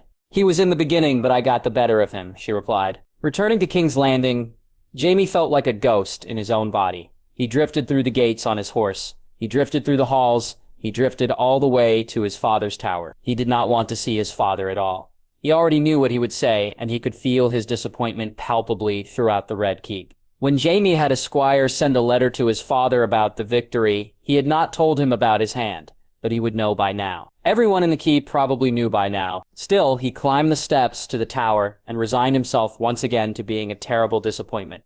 Cerebron had recovered his sword from the battlefield, at least, so Jaime had not lost that precious gift. But what did it matter anymore? He couldn't wield it. It was little more than decoration at his hip. If he couldn't fight, he might as well be dead. His father was alone in the tower when he arrived, writing again. How many letters did he write a day? Jaime wondered, and how nice must it feel to still have a right hand with which to write? His father looked up. For a long while, he didn't say anything. He didn't need to. Jaime felt the weight of his expectations crushing him down with a single stare. He gritted his teeth. How his wrist throbbed. You look ill, Tywin said, at last. Did the maester on the battlefield see to your wound properly? Jaime nodded once. Cut off the rot, burned out the infection. It's just fine. Other than the hand being gone, Tywin set down his quill. Jaime, don't say it, Jaime muttered. I already know what you'll say, Jaime. Why weren't you patient? Why didn't you starve them out instead? Why didn't you just wait? This is your own doing, Jaime. If you know my thoughts so well, why didn't you listen to them? His father asked. I don't know. I don't know the reason for half the things I do. I just do them. Jaime shook his head. Does it matter anymore? It's done? Yes, it is. Stannis is dead. Your hand is gone, Tywin said. Stannis dead, Jaime repeated. Do you think they'll put that in the book? Perhaps Kingslayer won't be the last line anymore. Is that why you did it? Glory? His father's voice was full of contempt. Did you want to redeem your honor? My honor is beyond repair. We both know that, Jaime hissed. No, I didn't do it for glory. I don't care about glory. Then what do you care about? Tywin snapped as he stood. Anything? Not the family, clearly. You gave up on serving the family when you became a king's guard. Not honor, not glory, not power. So what do you care about? The sword in my hand, Jaime said with a humorless smirk. And now, nothing I suppose. Tywin cursed under his breath and circled around the desk. You lost your hand, not your head. No son of mine is going to give up so easily. Jaime looked away as he approached. He studied the mud on his boots. Look at me. Jaime did not. He couldn't look at him. In that moment, he would rather do anything other than face the look in his father's eyes. Jaime, look at me. His father clasped the side of his face in his hand. Jaime obeyed this time. Somehow, Tywin always managed to force his children to obey. You're my son, and you are a Lannister of Casterly Rock. You will wear that name proudly even if you lose every one of your limbs. Do you understand? Jaime could only nod. Good. Tywin stepped away. You're pale. Go to Kallypso and make sure your wound is fully taken care of. Johnny nodded again and drifted from the room. He did not go to Kallypso. First, he drifted over to Tyrion's room, knowing his brother would have wine. He did need a great deal of wine. When he arrived, Tyrion didn't quite seem know what to say. He tried to keep his conversation light, but Jaime could sense him tiptoeing. What to say to a brother who had lost himself on the battlefield? Jaime would not know the answer to that question either. You're pale, Jaime. You don't look well, Tyrion said. You should see Kallypso. Yaxie promised to do so. He let himself drink until his head was fuzzy. Then he drifted away from Tyrion too. He did not go to see Kallypso. He drifted toward Cersei next. Not to Cersei, just toward her. He passed back and forth in front of her door several times, but never managed to go inside. The disappointment in her eyes might have utterly broken him. He could not take any of her anger today. His shoulders could not bear the weight of it. Between his father's disappointment and his brother's awkward silence, it was too much. All too much. Instead, he found himself drifting to a different part of the castle, into a large room open to the air. Arya Stark's practice room. The Stark girl was there. He knew because her 2 guards stood outside the door. They did not attempt to stop him as he wandered through. She was practicing with that tiny little sword of hers. She lunged forward, then retreated again, fighting off an invisible enemy. Her right arm was in a sling, but it didn't seem to bother her. She was left-handed after all. How Jaime envied her for that in that moment. She noticed him out of the corner of her eye and spun around to face him. Sarah Jaime, her gaze darted from his face to his stump of a hand. I had heard... Heard what? He asked. He glanced down at his hand. Oh, this... Yes, I seem to have misplaced it. He stumbled down the steps. He felt a bit unsteady. Don't let me stop your practicing, girl. I won't be able to participate today. You see, I'm not left-handed like you. Rizia observed him cautiously. Suspiciously, she had Ned Stark's eyes. How he had always hated them. They had always looked at him with such contempt, such loathing. Stop it, he muttered. Stop what? Arya asked. Looking at me with your father's eyes. Stop, Jaime leaned back against the wall. He looked at me with those eyes on the day he found me in the throne room with the Mad King's corpse. Kingslayer, he called me. Oathbreaker. And then everyone was calling me that, like it was my damn name. Jaime laughed once. The Mad King killed his brother and father, burned his father alive, and let his brother choke himself to death, trying to save him. But he hated me for killing that king. It didn't make sense. He tilted his head to the side. Does it make sense to you? My father was a good man, Jack said flatly. She was defensive of Ned Stark. Of course, you would expect that. He was a just man. He judged people according to the law, not according to what he felt. Jaime laughed. Yes, honorable Ned Stark. So fucking honorable. Tell me, if your father was in my place, what might he have done? He leaned forward. What if he was the one standing next to the Mad King when his own father sacked the city? What if the Mad King told him to bring his father's head? Would honorable Ned Stark have obeyed that order? The Stark girl did not reply. She clutched her tiny sword in her hand as if she thought Jaime might lunge at her, as if he could. He could barely keep his feet at the moment. The wine, perhaps. Maybe he would have, Jaime said. Duty before family, he might have said. I must obey my king. But what if the king turned to his pyromancer and ordered him to set the whole city ablaze with wildfire? You see, the Mad King had set up caches of wildfire all over the city, enough to destroy the whole of King's Landing and every living soul inside. What if the king ordered the pyromancer to set those stores of wildfire ablaze to kill every man, woman, and child in King's Landing? Would your father have stood faithful by his post? He glared at the girl. She had not said a word. She just stared at him, stricken by the question. Would he have let that many people die in service to his king? Would that have been honorable? Is that what happened? She asked at last. Her voice was soft, tentative. The Mad King tried to burn down the city. Oh yes, the Mad King loved watching things burn. He would have laughed at the sight of it. He always laughed when his enemies melted away. Jaime smiled mirthlessly. I'm not really sure what your father would have done, but I know what I did. I killed the pyromancer before he could make the door, and then I drove my sword as deep as I could through Aerys' back. I don't think he expected to die. He didn't even cry out in pain. He just kept chanting, "Burn them all.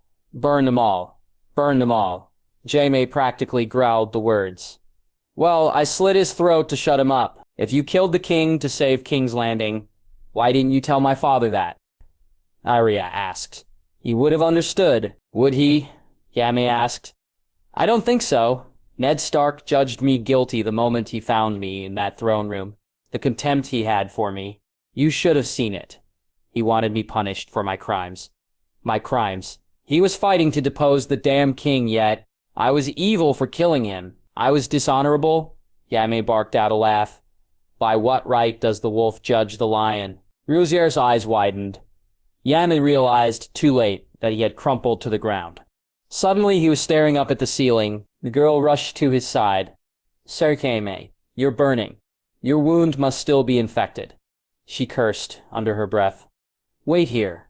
I'll fetch the master." She gripped his shoulders surprisingly hard for someone of her size. "Do not die." Then she left him. He listened to her footsteps racing down the hall until they faded into nothing. "Let me die," Jaime thought. "There's nothing left for me here. If there are gods, I'll face my crimes. If there are gods, I'll spit at their feet. Just let me die." Jaime did not die. When next he woke, it was from the pain of Paka sawing off another part of his wrist. Someone shoved a cloth into his mouth to keep him from biting his tongue as he roared with pain. When the pain was done, he faded in and out of consciousness. Sometimes he saw his brother's face, sometimes his sister's.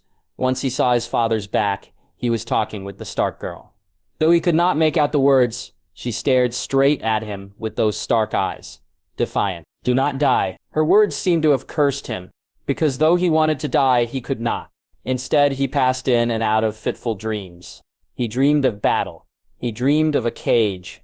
He dreamed of Robb Stark's great direwolf snapping at his throat. He dreamed of shoving Bran Stark out of the window, only to have the boy pull his hand off as he fell. He dreamed of the Iron Throne, with the Mad King sitting upon it. "Burn them all," he screamed. "Burn them all." Jaime went to silence him, but he had no sword and no hand to wield it. The fire erupted through the hall, breaking apart the stone. He watched the Mad King's flesh melt off his face, and still he laughed. The throne room fell away, leaving Jaime alone. The sky above him swarmed with dragons. When he woke for the final time after his fever broke, his father stood in the corner of the room looking down at him. "Are you truly awake now?" he asked. Jaime nodded once. "Good, Tyserd. Never endanger your life like that again." It was an order. His father was fond of giving orders, but Jaime did not have the energy to argue with him or even speak. He could only nod again. Arya Stark, it seemed, had cursed him to live a little longer. Before he left to fight Stannis, Jaime Lannister had insisted that Arya did not owe him anything for saving her life. He said that the Stark words had nothing to do with paying debts, but family words meant nothing, and Arya still felt the burden of owing him. When he stumbled into the room that day, swaying like a drunken man and hissing words like a wounded cat, she got her chance. She ran for the master. She instructed her guards to carry Jaime and follow her. She watched as Pycelle cut away the rotting parts of his wrist and treated the infection. "If he lives, this will pay my debt," Arya thought.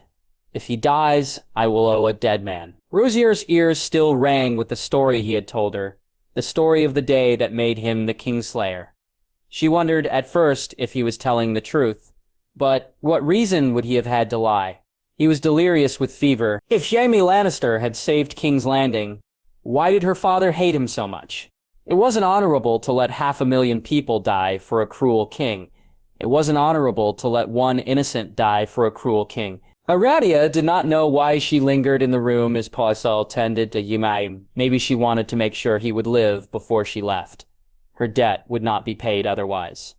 A few times Jaime woke from his fitful sleep and looked at her with his half-conscious gaze. She stared right back at him with what he had called her father's eyes. She willed him to survive and relieve her of her debt. She made herself small in the corner as his family came and went. None of them bothered her or told her to leave. They barely seemed to notice her. How strange it was to see the Lannisters worrying over Jaime as the Starks had once worried over Bran. It was almost uncomfortable to see them as a family. But she didn't move. She kept her post and watched. The fever broke late that night. Tyrion cursed once with relief when Pycelle declared that Jaime would live. Cersei actually smiled. Tywin's face did not move, but Arya saw the tension go out of his shoulders. He had been more afraid for Jaime than he would ever admit. When the danger had ceased, Arya quietly rose from her chair and went to slip from the room. Tywin stopped her, grasping her shoulder tightly as she passed. She looked up at him, confused. "You have my thanks, Lady Arya," he murmured, so quietly that no one else could hear. "I am in your debt." Never before had those words felt so significant. Soon enough, Jaime was healthy again and walking around as if nothing had happened. Well, the hand was still gone, but his wound was no longer trying to poison his blood. Self-hatred still ran deep. Regret still ran deep, but Jaime no longer wanted to die, which he supposed was a start. There was a bright side to the ordeal. After nearly losing him to death, Cersei was acting more her old self. She smiled at him and put down her wine when he came to visit her. She apologized for not seeking him out sooner after he returned. She kissed him again. He had desperately missed her lips. "I'll have a golden hand made for you," Cersei said. "It will let everyone know who you are." "Everyone already knows who I am," Jaime said, and a golden hand meant nothing if he could not fight. Still, it was better than nothing. Perhaps he could slap someone with it. One thing haunted him about his brush with death. Arya Stark. He had spoken too freely with her in that room right before he collapsed. He laid the whole truth bare before a girl who hated him. A Stark. He had behaved like an utter fool and a drunk. She never should have seen him so weak. It would have been easy for her to leave him there, burning his life away. She could have walked from the room and left him slumped across the floor. Instead, she didn't. She had found the maester, and she must have asked her guards to carry him down the steps. Why? That question had been tormenting him ever since he woke. Why did she help him? He asked Tyrion that question, wondering what he would have to say about it. His brother usually had an answer for most things, and he was good at reading people. "Why are you so bothered by the Stark girl's motives?" Tyrion asked. "It all seems rather obvious to me. You saved her from Joffrey, and she saved you from your own stupidity. A paid debt." "No, it's not a debt," Yemen said. "She doesn't truly owe our family anything because she's a hostage. She shouldn't feel indebted, and she could have left me so easily." Tyrion sighed. "Father and Cersei are giving you such a cynical worldview lately, brother." Jaime gave him a look. "You have a cynical worldview, too." "Well, yes," Tyrion agreed, "but Arya Stark doesn't. Not quite. Part of her still believes in the honor her father fought for. So why save a notoriously dishonorable Lannister?" Jaime asked. Tyrion swirled his wine in his cup. "Did you hear about what happened with Tommen while you were away?" Cersei said he was almost assassinated. Jaime said, "Yes, and the Stark girl saved him. That's why she's injured again. She took a knife to the shoulder. She didn't think about saving Tommen, she just did. No calculations, no grand plan. Do you know why?" Jaime shrugged. "I assume you are going to tell me, because Arya Stark instinctively helps people in trouble," Tyrion said. "The world hasn't beaten that out of her yet." James stared down at his stump of a wrist. Once upon a time, he had been the same way. He wanted to protect the innocent. He wanted to save people. His desire to be a knight was wrapped up in the misconception that all knights were heroes. Then, serving King Aerys, he had no choice but to smother that instinct. The Mad King killed the innocent for fun, and there was nothing Jaime could do to help any of them. None of the other knights helped either. They watched. They waited. They did nothing. "Give her time," Jaime said, at last. "A little longer in this place, and she'll learn to be as terrible as the rest of us." Still, he knew he had to thank her for what he did, and perhaps apologize for being so open. He made his way back to her usual practice room to find her. She was there, of course. She was always there, sparring. Today, she noticed him as soon as he entered the room. She lowered her sword, lifting her chin. "Sir Jaime." "Lady Arya." He inclined his head. "Is your invisible opponent giving you trouble?" "He was in the beginning, but I got the better of him," she replied.